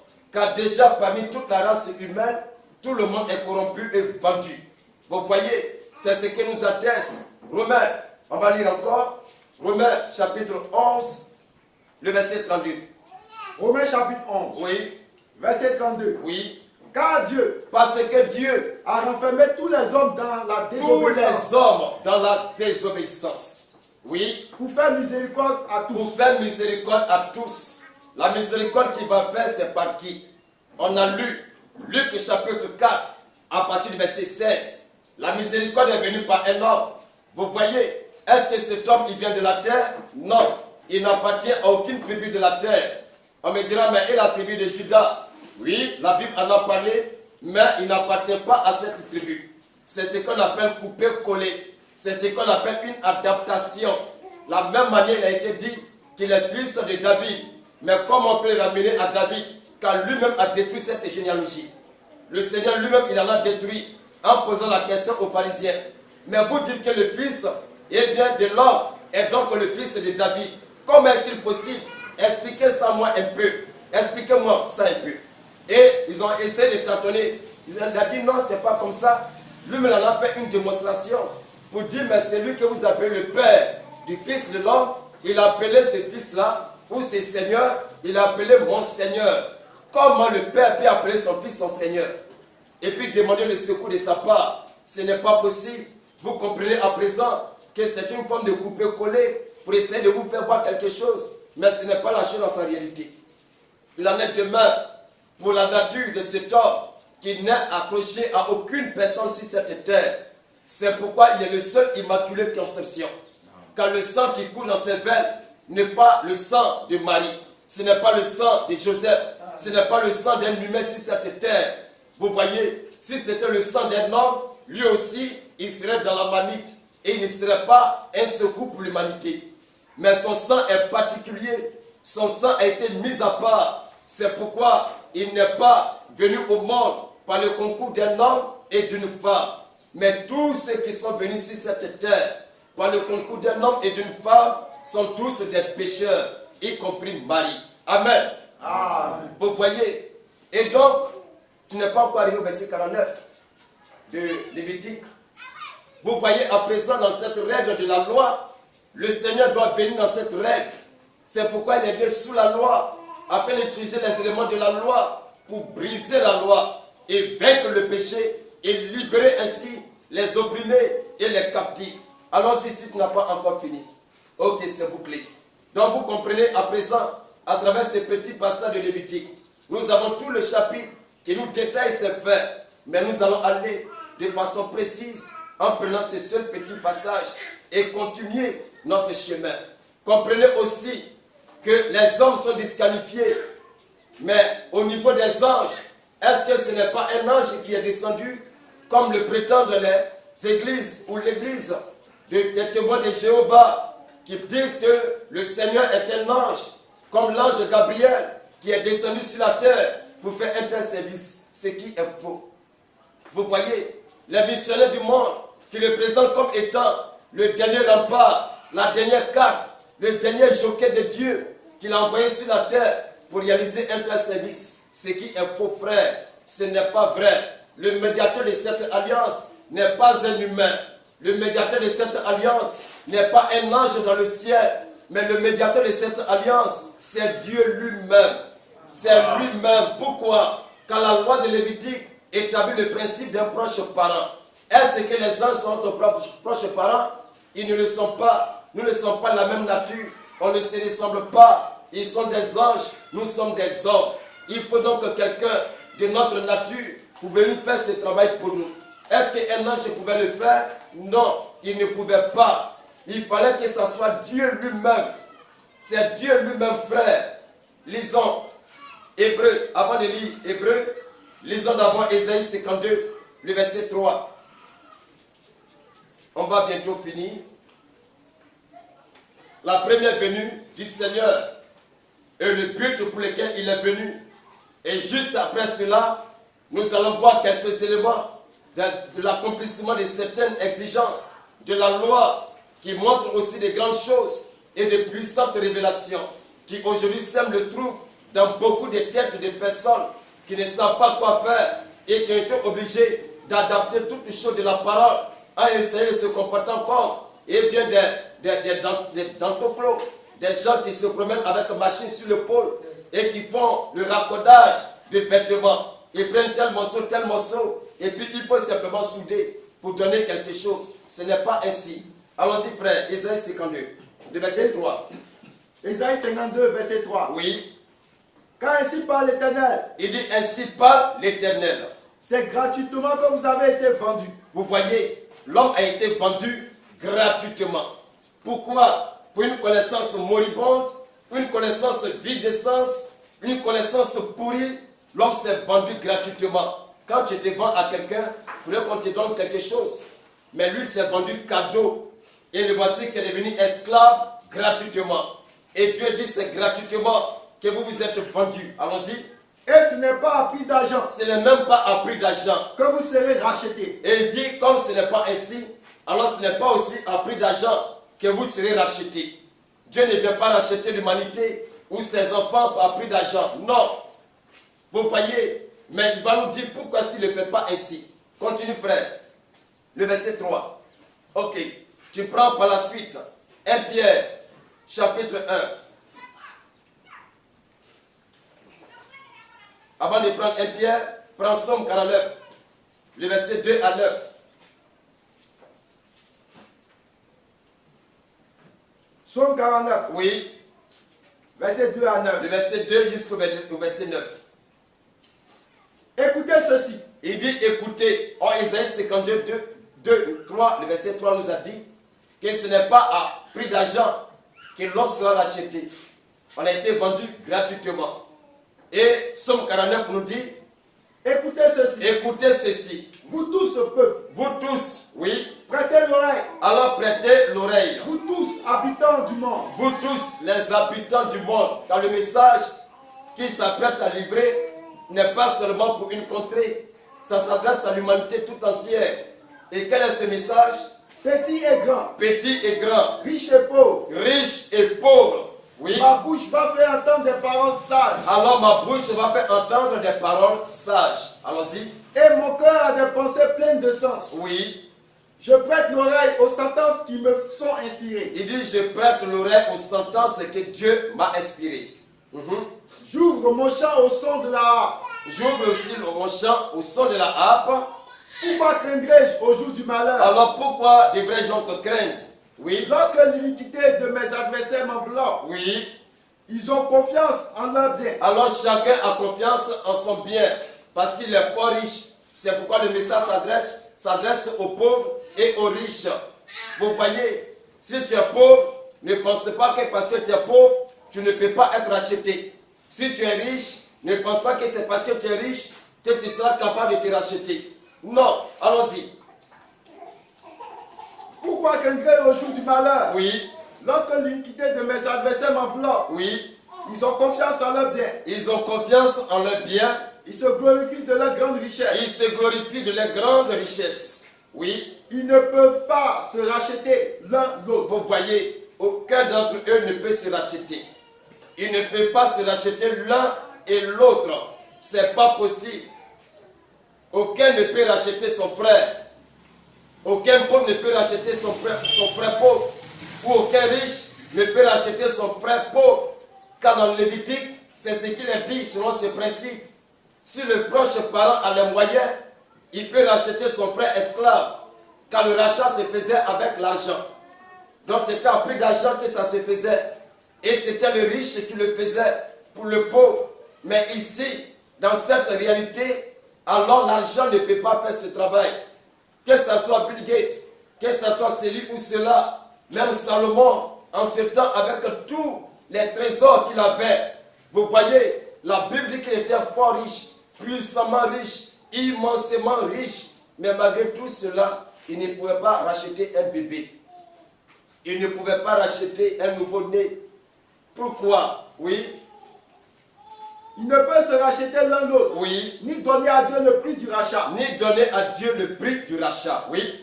Le rachat de leur âme est cher. Le rachat de l'âme est vraiment cher. Ça coûte cher. Oui. Et n'aura jamais lieu. Et ne peut jamais même avoir lieu. Aucun homme ne sera capable de le faire.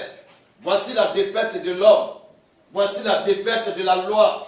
Voici la défaite de Moïse.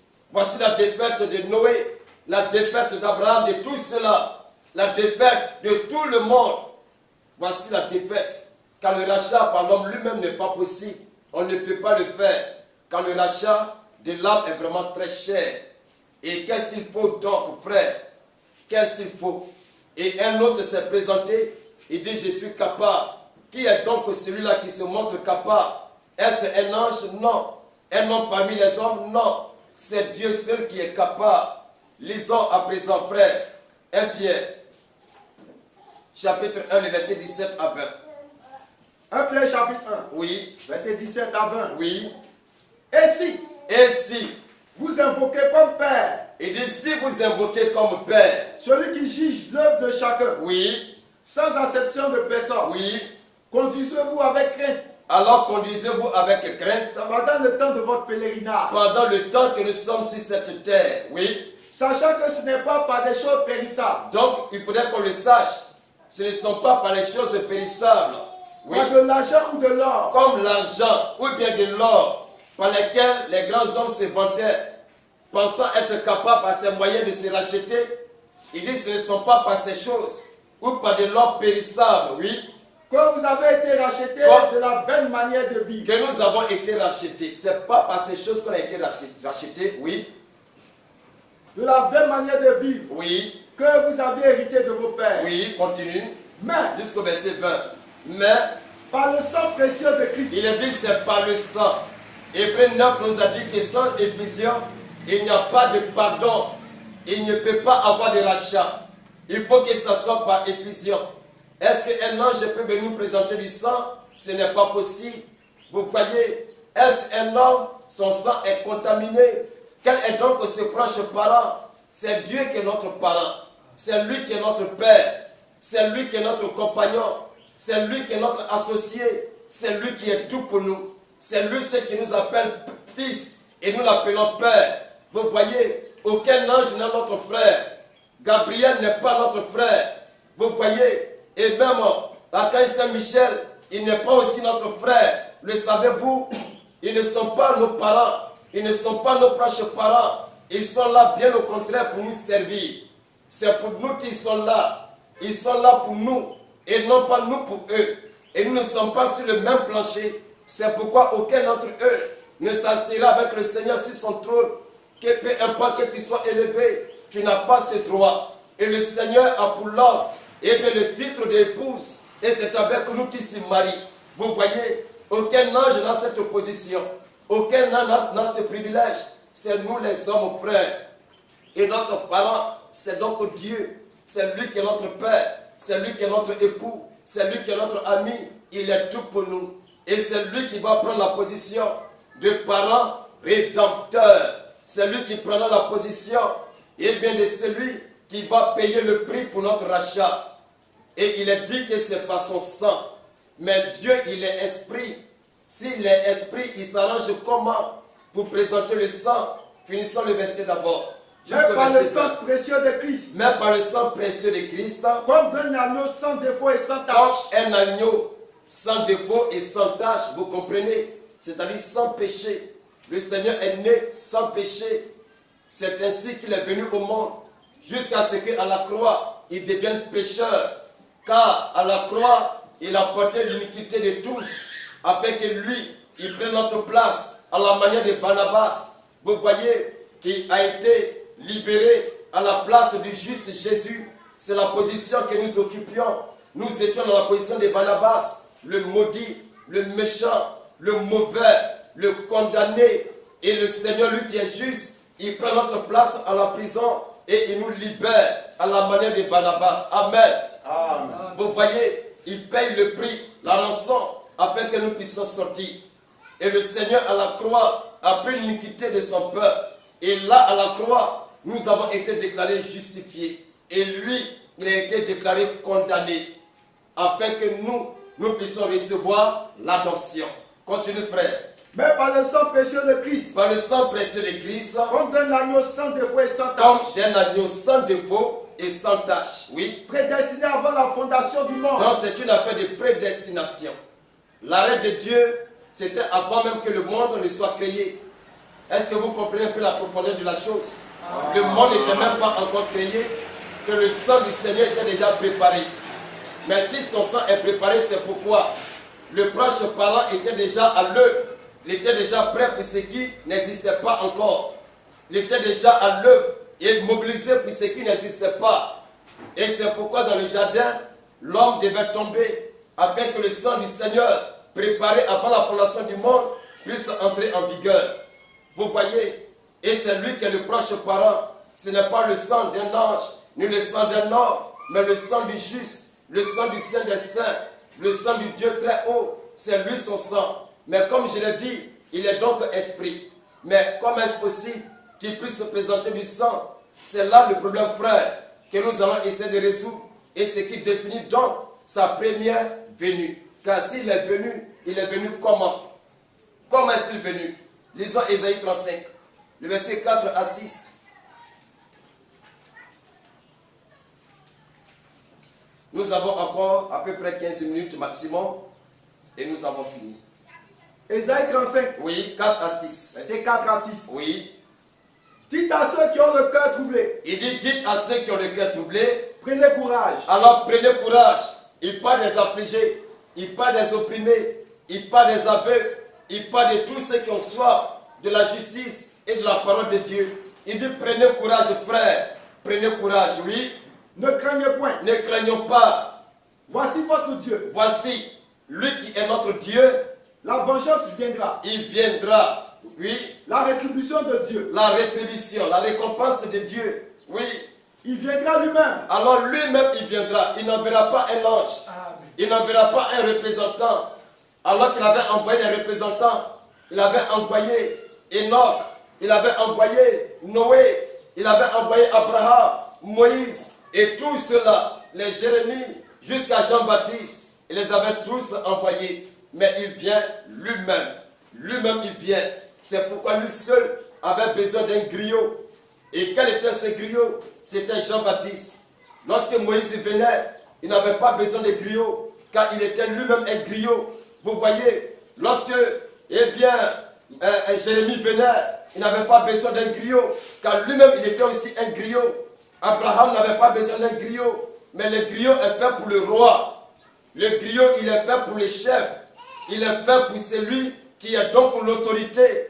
Et c'est pourquoi l'autorité venant dans le monde, il avait besoin qu'il y ait un griot. Quelqu'un qui crie devant sa face et qui annonce l'entrée du roi. Amen. Amen. C'est lui, c'est le frère. C'est la présence du Seigneur sur la terre. Mais dans quelles conditions? Il dit, il vient lui-même, oui. Et vous sauvera. Et il va vous sauver, oui. Alors s'ouvriront les yeux des aveugles. Alors lorsqu'il viendra, les yeux des aveugles vont s'ouvrir. Oui. S'ouvriront les oreilles des sourds. Alors ceux qui sont bouchés, qui n'entendent pas la parole de Dieu, savons si c'est deux bouchés. Et ce passage est à deux niveaux. Vous voyez, premièrement, sur les choses spirituelles et deuxièmement sur les choses naturelles. Car ceux qui étaient réellement, naturellement bouchés, qui étaient malades d'oreilles, le Seigneur les guérissait. Mais la véritable guérison concerne l'oreille spirituelle pour entendre la parole de Dieu. C'est cela, frère. Allons-y. Alors le boiteux sautera comme un cerf. Alors le boiteux va commencer à sauter comme une biche, oui. Et la langue du muet éclatera de joie. Et celui-même qui ne parle pas, qui est donc un muet, il va aussi se mettre à parler, oui. Car des eaux jailliront dans le désert. Des eaux vont jaillir dans le désert, oui. Et des ruisseaux dans la solitude. Et des ruisseaux dans la solitude. Lorsque vous mettez ce passage devant un bon témoin de Jéhovah, il vous dira que ce passage n'est pas accompli. Car Jean-Baptiste lui-même qui a été annoncé, il dira que ce passage n'est pas accompli dans quel sens? Car depuis que le Seigneur, si c'est lui qui est Dieu, quel était donc ce ruisseau qui a jailli dans le désert? Ils disent quelle est donc cette source d'eau qui a bondi dans le jardin, ou du moins dans le désert. Et après quoi les gens ont accouru. Où ça a été? Où est-ce qu'on a vu les gazelles se lever et commencer à courir? Donc ce passage n'est pas pour le Seigneur Jésus-Christ. Vous voyez comment ils raisonnent sur les prophéties du Seigneur. Mais ils oublient que pour ce qui concerne Jean-Baptiste, la même chose a été dite. Quand il a été dit à Jean-Baptiste que lorsqu'il viendra, alors les montagnes vont s'abaisser. Vous voyez, les vallées seront comblées. Et tout cela, c'est par le mandat de Jean-Baptiste. Mais lorsqu'il est venu, quelle était cette montagne qui a été rabaissée? Quelle était cette vallée qui a été comblée? Et les gens ne comprennent rien des Écritures. Ils sautent à la manière des pharisiens.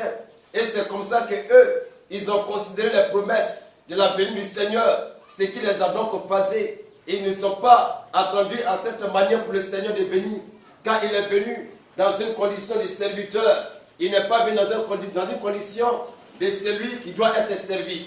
Et lorsqu'on vient dans la condition d'un manœuvre, on porte le vêtement de manœuvre et on ressemble à un homme ridicule, à un homme du peuple, quelqu'un qui ne ressemble à rien.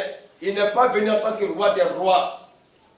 Mais le jour où il viendra dans cet état, alors la Bible dit que ça sera terrible, car il vient dans toute sa royauté. Mais il est venu en tant qu'un manœuvre, un serviteur, en tant que quelqu'un qui vient pour présenter un sacrifice. Il se met dans l'habit de boucher pour égorger l'animal. Il se met dans la condition de quelqu'un qui doit laver le pied des gens. Il ne peut donc pas se revêtir de ce vêtement royal. Ce n'est pas possible. Ce n'est pas possible, frère. Il dit, il viendra lui-même. Et voici tous les signes qui vont l'annoncer. Le Seigneur se définit par ses signes, car il y a des signes qui identifient le Seigneur. Il a ses propres signes. Et ces quels signes ne sont pas aussi pour les autres. Les signes du Seigneur appartiennent à lui seul. Et c'est par ces signes qu'on les définit. Et lui, il vient. Il dit, il viendra lui-même. Mais comment est-ce qu'il vient? Jean 1, le verset 1 à 4 et le verset 14. Jean chapitre 1, Oui, verset 1 à 4. oui. Au commencement Il dit au commencement. était la parole. Alors au commencement était la parole. Et la parole était avec Dieu. Oui. Et la parole était Dieu. Et la parole était Dieu lui-même. Oui. Elle était au commencement avec Dieu. Alors cette parole était au commencement avec Dieu. Toutes choses ont été créées par, toutes choses ont été faites par elle. Tout ce que nous pouvons voir, ça a été fait par la parole. Toutes choses. Oui. Et rien de ce qui a été fait Et rien de ce qui a été fait n'a été fait sans elle. tout a été fait par la parole. Allons-y. En elle était la vie. En elle était la vie. Et la vie était la lumière des Et hommes. c'est cette vie qui était la lumière des hommes. Le verset 14. Et la parole a été faite chair. Et cette même parole a été faite chair. La parole s'est faite chair, oui. Et elle a habité parmi nous. Alors elle habitait parmi les hommes. Cette parole a habité parmi les hommes. Avant qu'elle puisse le faire, cette parole qui est Dieu, qui est esprit, qui est tout fait, tout flamme, qu'on ne peut voir, qu'on ne peut regarder, afin qu'il soit accessible aux hommes, le Seigneur s'est mis dans une condition d'homme. Et cette parole s'est fait un corps, d'où la parole s'est faite chair. La parole s'est humanisée. La parole s'est identifiée à l'homme et est descendue comme un simple homme parmi les hommes, afin de pouvoir être comme l'homme et participer à notre condition d'homme, afin de pouvoir nous racheter, frère. S'il ne se rabaissait pas à ce niveau, ce n'était pas possible, car il ne remplirait pas les conditions de la loi. Il fallait accomplir les principes de la loi. Sinon, par quel moyen il allait donc l'accomplir pour abolir le péché? Par quel moyen? Vous voyez? Donc, la parole s'est faite chair. Elle habitait parmi nous, oui. Pleine de grâce et de vérité. Pleine de grâce et de vérité. Oui. Et nous avons contemplé sa gloire. Et nous avons contemplé cette gloire. Une gloire comme la gloire du Fils unique venu du Père. Voilà, la condition unique de Dieu sur la terre. Dieu dans un homme. Dieu dans un corps d'homme. Dieu dans la condition humaine. C'est cela qui est appelé le Fils de Dieu. Lisons 1 Timothée 3,16 également. 1 Timothée chapitre 3. Oui, le verset 16.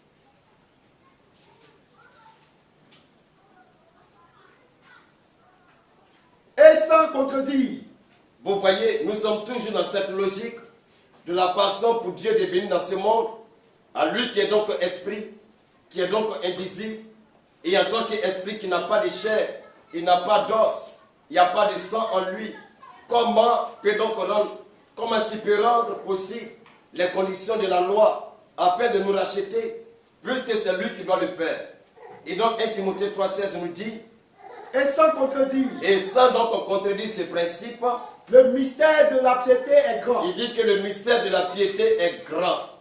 Oui. Celui qui a été manifesté en chair. Ici, dans ce passage et dans cette version, il est dit celui qui a été manifesté en chair.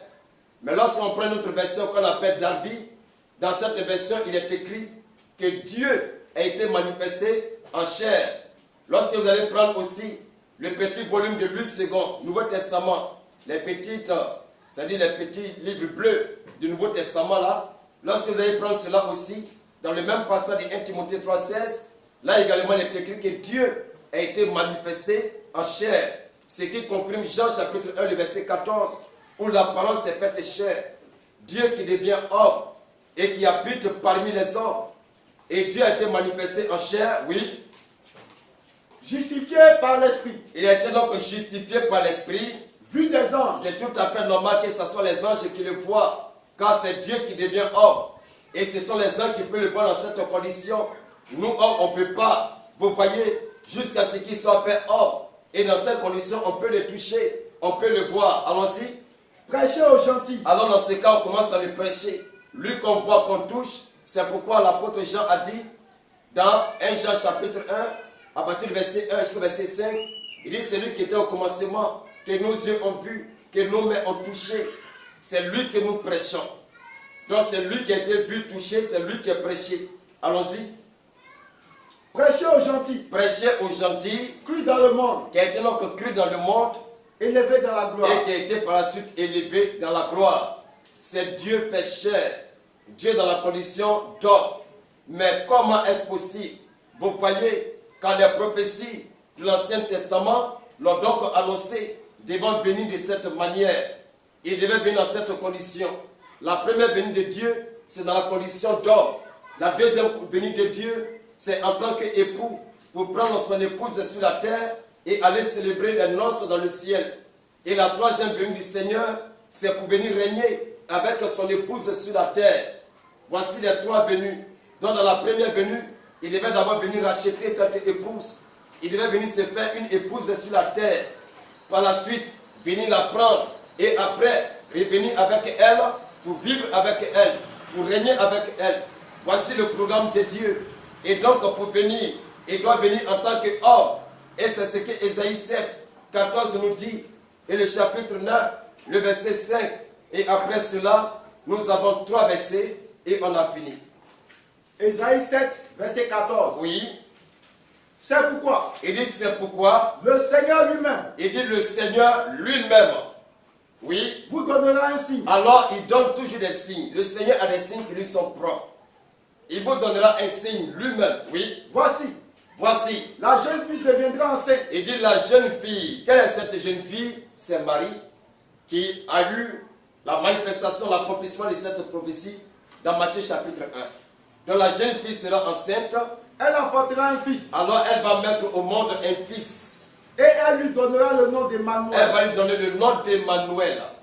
Ici, la signification d'Emmanuel ne nous a pas été donnée. Ici, on ne sait pas ce qu'Emmanuel veut dire. Mais on nous a dit que c'est comme ça qu'on doit l'appeler. Voici les signes par lesquels la présence de Dieu doit être reconnue. Mais lisons aussi Ésaïe 9, 5. Ésaïe 9, Oui, verset 5. oui. Car Parce que, un enfant nous est né. alors ce même enfant que cette jeune fille a mis au monde, il est finalement né. Oui. Un Allons-y. fils nous est donné. Un fils nous est donné. Or là, c'est Ésaïe qui parle. 800 ans avant l'accomplissement de la prophétie. Après sa prophétie, ça a duré 800 ans. Je vous en prie. Avant de voir l'accomplissement de cette prophétie. Ce n'est pas du jeu, frère. C'est vraiment sur un long temps. Et les gens devaient patienter. Ils ont patienté.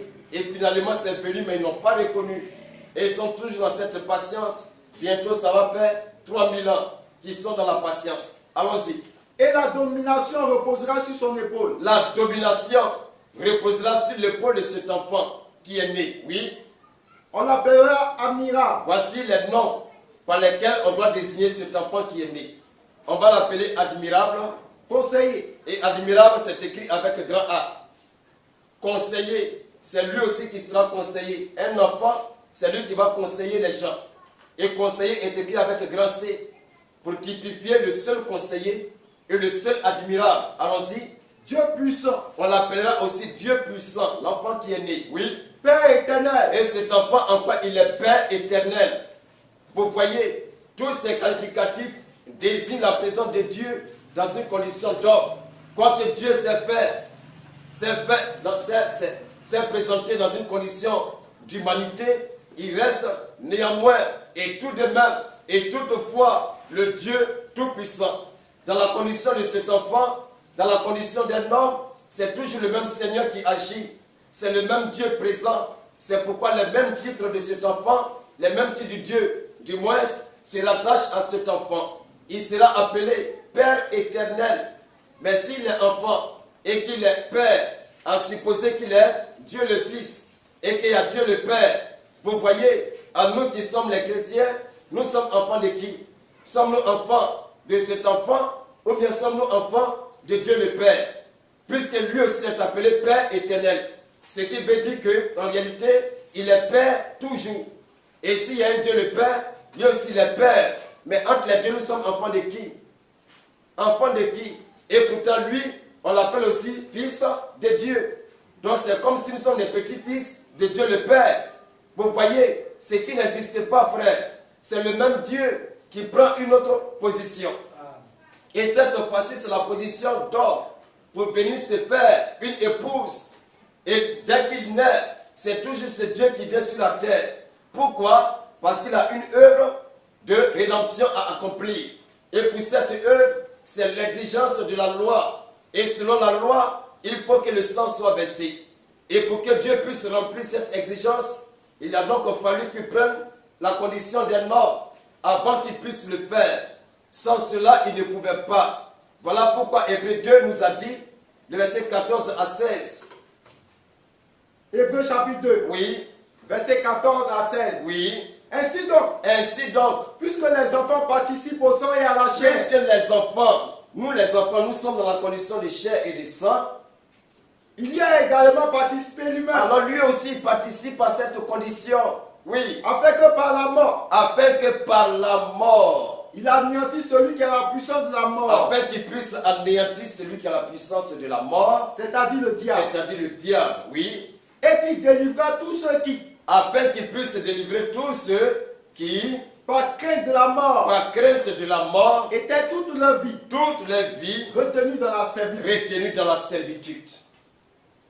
Jusqu'au verset 16. Car, oui, assurément, ce n'est pas des anges qui viennent en aide. Il ne vient pas en aide aux anges, oui. Mais c'est à la postérité d'Abraham. Il est dit à la postérité d'Abraham. Là encore, il y a un problème. Parce que la postérité d'Abraham, c'est Christ, n'est-ce pas? Et pourtant, c'est Christ qui vient en aide à la postérité d'Abraham. Christ vient-il en aide de Christ? Qui est-il donc cette postérité de Christ? Regardez lorsque Dieu change de position. Si on ne prend pas garde, alors on se perd. La postérité d'Abraham, c'est Christ. Mais celui qui vient en aide, c'est Christ. Et c'est lui qui vient en aide au Fils. Et ce sont ces fils qui sont appelés postérité d'Abraham. Dans cette position, il s'exclut. Et il met là, nous tous qui sommes les enfants, qui participons à la chair et au sang. C'est vers nous qu'il vient pour nous aider. Et dans cette condition, il se met à l'écart. Vous voyez, afin de nous positionner et nous rattacher directement à Abraham comme étant donc sa postérité. Et c'est à nous qui vient en aide. Et comment nous sommes de chair et de sang, il faudra qu'il vienne aussi dans cette condition, participer à cette même réalité, afin qu'on puisse être libéré. C'est pourquoi ce n'est pas possible, frère. Voilà pourquoi le Seigneur, il lui a fallu qu'il vienne premièrement dans cette condition. Et une condition basse, une condition qui n'était pas du tout bien agréable selon le regard des hommes. Car le Seigneur de gloire ne pouvait pas venir dans cette condition. Il n'est même pas né dans la plus grande des maternités. À lui qui est le roi des rois, dont il a dit que l'or et l'argent lui appartiennent. Vous voyez, il est né parmi les moutons. Il est né sur des pailles. Et c'est là qu'on l'a enveloppé avec à peine un chiffon qui traînait quelque part. C'est vraiment déshonorant. Les gens ne pouvaient pas l'accepter. On cherchait son père, ne trouvait pas. Cela était encore plus scandaleux. les gens ne pouvaient pas l'accepter. Vous voyez, il appartenait à une famille pauvre, car Joseph et puis sa femme Marie n'étaient pas des gens de haute société, c'était des gens de très basse société. Ils n'avaient pas l'argent, car dans la loi, il est dit pour faire, lorsque l'enfant naît, pour le présenter au sacrificateur, pour ceux qui ont l'argent, ils doivent apporter un agneau. Mais ceux qui n'ont pas l'argent, ils doivent amener les tourterelles. Et lorsqu'on regarde dans la présentation de l'enfant Jésus au sacrificateur, le sacrifice qui a été apporté, c'est donc des tourterelles, des oiseaux, les pigeons qui ont été apportés. Or là, c'est le symbole des hommes pauvres, pour montrer que ces personnes, sa famille, était démunie, sa famille était misérable, il n'avait rien. C'était un pauvre charpentier, il ne fabriquait que des tabourets, des bancs, il ne fabriquait pas les meubles de haute classe pour les ministres, non, pour qu'il ait suffisamment de moyens. C'était donc un homme pauvre. Et comment le roi des rois peut-il se retrouver dans une famille pauvre et en plus dans l'une des villes misérables, Nazareth? C'était une ville d'une mauvaise réputation. Ce n'était pas digne d'un roi. Vous voyez, il est venu dans une telle condition. Pourquoi? Parce que ceux qui viennent pour récupérer sont identifiés à ces conditions. C'est des gens qui sont misérables. C'est des gens qui ne sont rien. C'est des gens qui sont pauvres. Et il est venu dans cette condition pour identifier ceux avec qui il vient. Vous voyez, c'est cela dans cette condition qu'il est venu. Pourquoi les gens veulent qu'il vienne en veste? Pourquoi les gens voulaient qu'il vienne en souliers bien cirés? Pourquoi les gens voulaient qu'il vienne avec de la cavalerie? Non, il ne venait pas pour cela. Mais à la troisième venue, il viendra dans cette condition. Amen. Car là, il vient en tant que roi des rois, en tant que celui qui vient pour prendre les commandes et les règnes de cette terre. C'est cela, frère. C'est cela. Et nous allons finir avec Luc, chapitre 19, le verset 9 à 10. Et Jean, chapitre 19, le verset 30. Et on a fini. Luc 19. Oui. Verset 19 à... Le verset 9 à 10. Verset 9 à 10. Oui.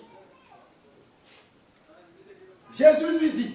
Alors, après que Jésus soit rentré dans la maison de Zachée, il lui dit, le salut est entré aujourd'hui dans cette maison. Aujourd'hui, le salut est rentré dans cette maison, la maison de Zachée. Oui. Parce que celui-ci aussi est un fils d'Abraham. Parce que celui-ci est l'un de ceux pour qui je suis descendu afin de pouvoir les racheter. Celui-ci est aussi un fils d'Abraham. C'est ce que Hébreux 2 qu'on a lu tout à l'heure vient de nous dire. Il vient en aide à la postérité d'Abraham. Et celui qui n'est pas de cette postérité n'est pas pris en compte. C'est pourquoi le sacrifice a été apporté pour plusieurs, mais pas pour tout le monde. Vous voyez? Donc celui-ci est aussi un fils d'Abraham. Continue. Car le Fils de l'homme est venu chercher. Parce que le Fils de l'homme, il est venu dans sa première venue, chercher et sauver ce qui était perdu. Ce qui était perdu. C'est donc de ramener tout ce qui était égaré dans sa condition première. Et jusqu'ici, ce même travail continue. Tant que ce travail n'est pas achevé, la seconde venue ne peut pas venir. Ce n'est pas possible. Il faudrait que tous ceux qui ont été donc égarés et qui doivent composer la classe de l'épouse que le Seigneur doit venir chercher, il faudrait que ce travail soit accompli. Tant que ce n'est pas accompli, c'est toujours le Fils de l'homme est en train de chercher et sauver ce qui était perdu. Amen. Jusqu'à ce que la totalité soit entrée. Jusqu'à ce que le nombre complet soit achevé. Et dès que c'est atteint, il dit, ok, mon premier mandat est fini. Et il meurt, il active le deuxième mandat. Et il descend maintenant. Et il prend son épouse. Et il monte dans la gloire. Ainsi s'accomplira la deuxième venue. Et après cela, il faut qu'il revienne une troisième fois. Et dans la troisième fois, c'est là qu'il doit rester sur la terre pendant 1000 ans avec nous. Et après cela, d'autres événements encore viendront. Vous voyez, prenons le dernier verset, Jean chapitre 19, le verset 30. Jean 19, verset 30. Oui. Quand Jésus eut pris le vinaigre. Alors à la croix, puisque c'est pour cela qu'il est venu. Il est venu sur la terre pour être torturé, pour être mis à mort, pour être d'abord être monté, pour qu'on puisse le suspendre à la croix. Ensuite le descendre, l'introduire dans la tombe, et dans la tombe, et bien descendre aux enfers, et de là-bas ressuscité, après la résurrection, monté dans la gloire. C'était après d'accomplir toutes ces étapes, frère. Et à la croix, il a dit quelque chose, car c'est là que devait s'accomplir tout le but pour lequel il était venu. Et dès qu'il a été suspendu, et que lui a donné le vinaigre à boire, alors qu'est-ce qu'il dit? Il dit quoi? Tout est accompli. Il dit à présent, tout est accompli. Oui. Et baissant la tête. Il rendit l'esprit. Alors il a rendu l'esprit. C'était la mort constatée du Seigneur Jésus. Amen. Amen. Et c'était là, vous voyez, qu'il pouvait donc prendre fin. Le but principal de sa première venue, c'est donc de présenter le sacrifice. C'est donc de verser le sang, car désormais, ayant pris la condition de ses enfants, participant lui aussi au sang et à la chair, il remplissait l'exigence de Lévitique chapitre 25. Il fallait un proche parent. Et ce proche parent devait avoir les moyens de son rachat. Et celui-ci avait les moyens. Car le sang qu'il apportait était d'un grand prix. Vous voyez, et par ce prix, il pouvait nous racheter. Il devait être pur et il était pur. Il devait être saint et il était saint. Il devait être sans tache et il était frère. Il remplissait toutes les conditions. Lui seul remplissait ces conditions. Pas un ange, pas un homme, mais Dieu lui-même, dans la condition d'un homme. Et c'est ce Dieu qui remplit ces conditions afin qu'aujourd'hui, nous soyons tous libérés et que nous puissions sortir, comme Paul l'a dit, de la puissance des ténèbres à la puissance de Dieu. Que nous puissions sortir de la puissance de Satan à la puissance de Dieu. Que nous puissions avoir la lumière de la parole qui puisse désormais nous guider et que nous soyons à nouveau enrichis selon la connaissance de Dieu. Que nous puissions désormais être rassasiés de la parole de Dieu. Le cœur brisé que nous avions a été réparé par la consolation que nous donne l'Esprit de gloire. Vous voyez, Dieu comble nos cœurs. Dieu nous fortifie et nous a permis et nous rassure en tout temps. C'est lui qui désormais est devenu notre coach, notre compagnon, notre ami sûr et fidèle, notre bras droit. C'est donc le Seigneur. C'est pourquoi, frère, ne désespérons pas. Les promesses du Seigneur sont sincères, sont solides. Vous voyez, et c'est ce que Paul, permettez-moi le dernier verset, après cela on ne prendra plus rien. Et sur ce verset, nous allons que nous séparer. Allons-y avec Hébreux, chapitre 6. Vous allez voir ce que donc l'apôtre Paul nous annonce là-bas, frère, à partir du verset 16 jusqu'au verset 20. Regardez un peu. Oui. Hébreux chapitre 6. Oui. Verset 16 à 20. Ah oui, allons-y. Or, les hommes jurent par celui qui est plus grand qu'eux. Il a dit que les hommes jurent par celui qui est plus grand qu'eux. Et le serment est une garantie qui met fin à toutes leurs différends. Et le fait de jurer garantit l'accord qu'on a passé. Oui. C'est pourquoi Dieu. Voilà pourquoi aussi Dieu, voulant montrer avec plus d'évidence. Il a voulu montrer que vraiment sa promesse est plus que sincère.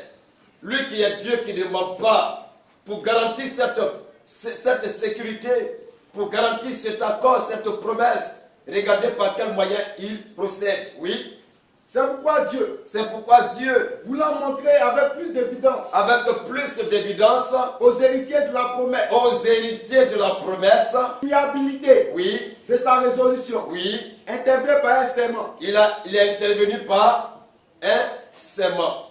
C'est-à-dire qu'il a juré. Dieu qui jure. Rien que pour montrer à nous qui sommes hommes qu'il est sincère dans ce qu'il dit. Allons-y. Afin que. Par deux choses immuables. Oui. Dans lesquelles il est impossible que Dieu mente. Oui. Nous trouvions un puissant encouragement. Alors nous trouvons un véritable et puissant encouragement. Nous dont le seul refuge a été de saisir l'espérance. C'est tout, frère. Notre seul refuge, c'est de saisir l'espérance. C'est ça notre seul refuge. C'est l'espérance de la gloire. L'espérance de la vie éternelle. L'espérance de la liberté en Christ. L'espérance de la joie et de l'allégresse. C'est ça l'espérance, frère. Et c'est la chose que nous possédons. Allons-y. Nous dont le seul refuge a été de saisir l'espérance. Oui. Qui nous était proposée. Qui a été proposée. L'espérance est proposée, ce n'est pas forcé, ce n'est pas obligé. à la manière des Almoravides, musulmans, non. Mais la chose est proposée. Et dès que c'est proposé, il faut saisir l'occasion. Il faut la saisir, oui. Cette espérance. Alors cette espérance, nous la possédons. Nous la possédons. Comme une encre de l'âme. Comme une encre de l'âme. Sûr et solide. Voilà, sûr et solide. C'est tellement sûr car Dieu a juré à cause de cela. C'est tellement solide. Dieu a juré à cause de cela, frère. Oui. Elle pénètre au-delà du voile. C'est jusqu'au-delà du voile. Oui. Là où Jésus est entré pour nous. Là où Jésus est rentré pour nous. Comme précurseur. Comme précurseur. Ayant été fait souverain sacrificateur. Oui. Pour toujours. Pour toujours. Selon l'ordre de Melchisédek. Selon l'ordre de Melchisédek. Voici donc, frère, la première venue du Seigneur. Dans sa première venue, c'est pour le rachat. C'est pour l'expiation. C'est pour la rédemption. C'est pour la liberté de son peuple opprimé. Vous voyez, la liberté de son peuple qui s'était vendu au diable dans le jardin. Il fallait donc un proche parent pour le faire. Il fallait, et avant de le faire, il y avait un temps qu'il fallait mettre. Pas parce qu'il s'est vendu aujourd'hui, le proche parent va se présenter demain pour dire je veux mon parent. Non, la loi donne le droit à celui qui a payé pour acheter l'esclave un temps pour l'exploiter. Et c'est pourquoi l'homme, après avoir été vendu au péché, sous le mandat du diable, nous sommes restés un temps avec lui aussi. Vous comprenez? Et après ce temps, le Seigneur vient afin de nous racheter. Il dit le temps s'est écoulé, alors je viens pour racheter ce qui m'appartient. Et il donne le prix du sang, l'offrande de son corps, pour que nous puissions être récupérés. Amen. Si la chose se faisait instantanément, selon ses principes, alors juste après la chute de l'homme, Dieu reviendrait pour racheter l'homme aussitôt. Mais il fallait un temps devait s'écouler, un temps devait s'accomplir. Alors le temps a été accompli. C'est pourquoi Galates 3, 4 qu'on a lu, le verset 1 jusqu'au verset 5 qu'on a lu, il est dit à la fin des siècles, lorsque le temps a été accompli, alors le Seigneur est né sous la loi, né d'une femme, afin de racheter ceux qui étaient sous l'emprise du péché. Est-ce que vous comprenez à présent, frère? Voici donc ainsi la raison de la première venue du Seigneur. Voici le motif de sa première venue. Et après cela, nous verrons encore, comme je l'ai dit, d'autres éléments, tels que par exemple son baptême, ce que cela veut dire. Pourquoi le Seigneur s'est baptisé? Est-ce que son baptême signifie que c'était pour la repentance? Devait-il se repentir? Et si ce n'est pas pour cela, c'est pourquoi vous voyez ce qu'on appelle, les églises de la bonne nouvelle de la grâce, ils ont tout mélangé, ils ont tout confondu, que ce soit les Mormons et même ce qu'on appelle aussi beaucoup de branches, Branhamistes également ont tout confondu, ils ont tout mélangé. Il faut donc rétablir la vérité sur ce point. Amen.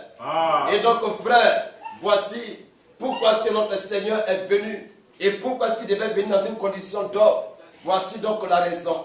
Et ne bafouons pas le sacrifice du Seigneur. Vous voyez, ne foulons pas au pied cette grâce, ne piétinons pas son amour, mais soyons dignes de cet amour. Montrons-lui que nous sommes vraiment reconnaissants à lui qui nous a tant aimés et qui a été appelé Emmanuel. Matthieu 1, à partir du verset 18 jusqu'au verset 23, il est expliqué là-bas qu'Emmanuel veut dire Dieu avec nous. C'est là la signification d'Emmanuel, ce qui veut dire Dieu avec nous. Et Dieu un temps était au-dessus de nous en tant que Père. Et pour un autre temps, Dieu était avec nous en tant que Fils. Et après, Dieu est parmi nous, en tant que Saint-Esprit. Est-ce que vous comprenez? Voici les trois positions du Seigneur. Dieu au-dessus de nous, dans le temps des prophètes, dans le temps des Nébéim. Vous voyez, il était au-dessus de nous. À un moment donné, Dieu était avec nous. Il marchait avec l'homme. Il mangeait avec l'homme. Il dormait avec l'homme. Et souvent, on l'accompagnait, les gens causaient avec lui. C'était Dieu avec l'homme, Emmanuel. Et après cela, c'est Dieu dans l'homme, le Saint-Esprit dans le croyant. C'est cela, frère. Voici tout le mystère. Voici toute la révélation Voici toute la vérité sur ce point. Ce n'est pas la Trinité, ce n'est pas la quadrinité, ce n'est pas la divinité, ce n'est pas un Jésus seul, mais c'est la divinité. Amen. Que le Seigneur vous bénisse, frères, et que le Père vous bénisse.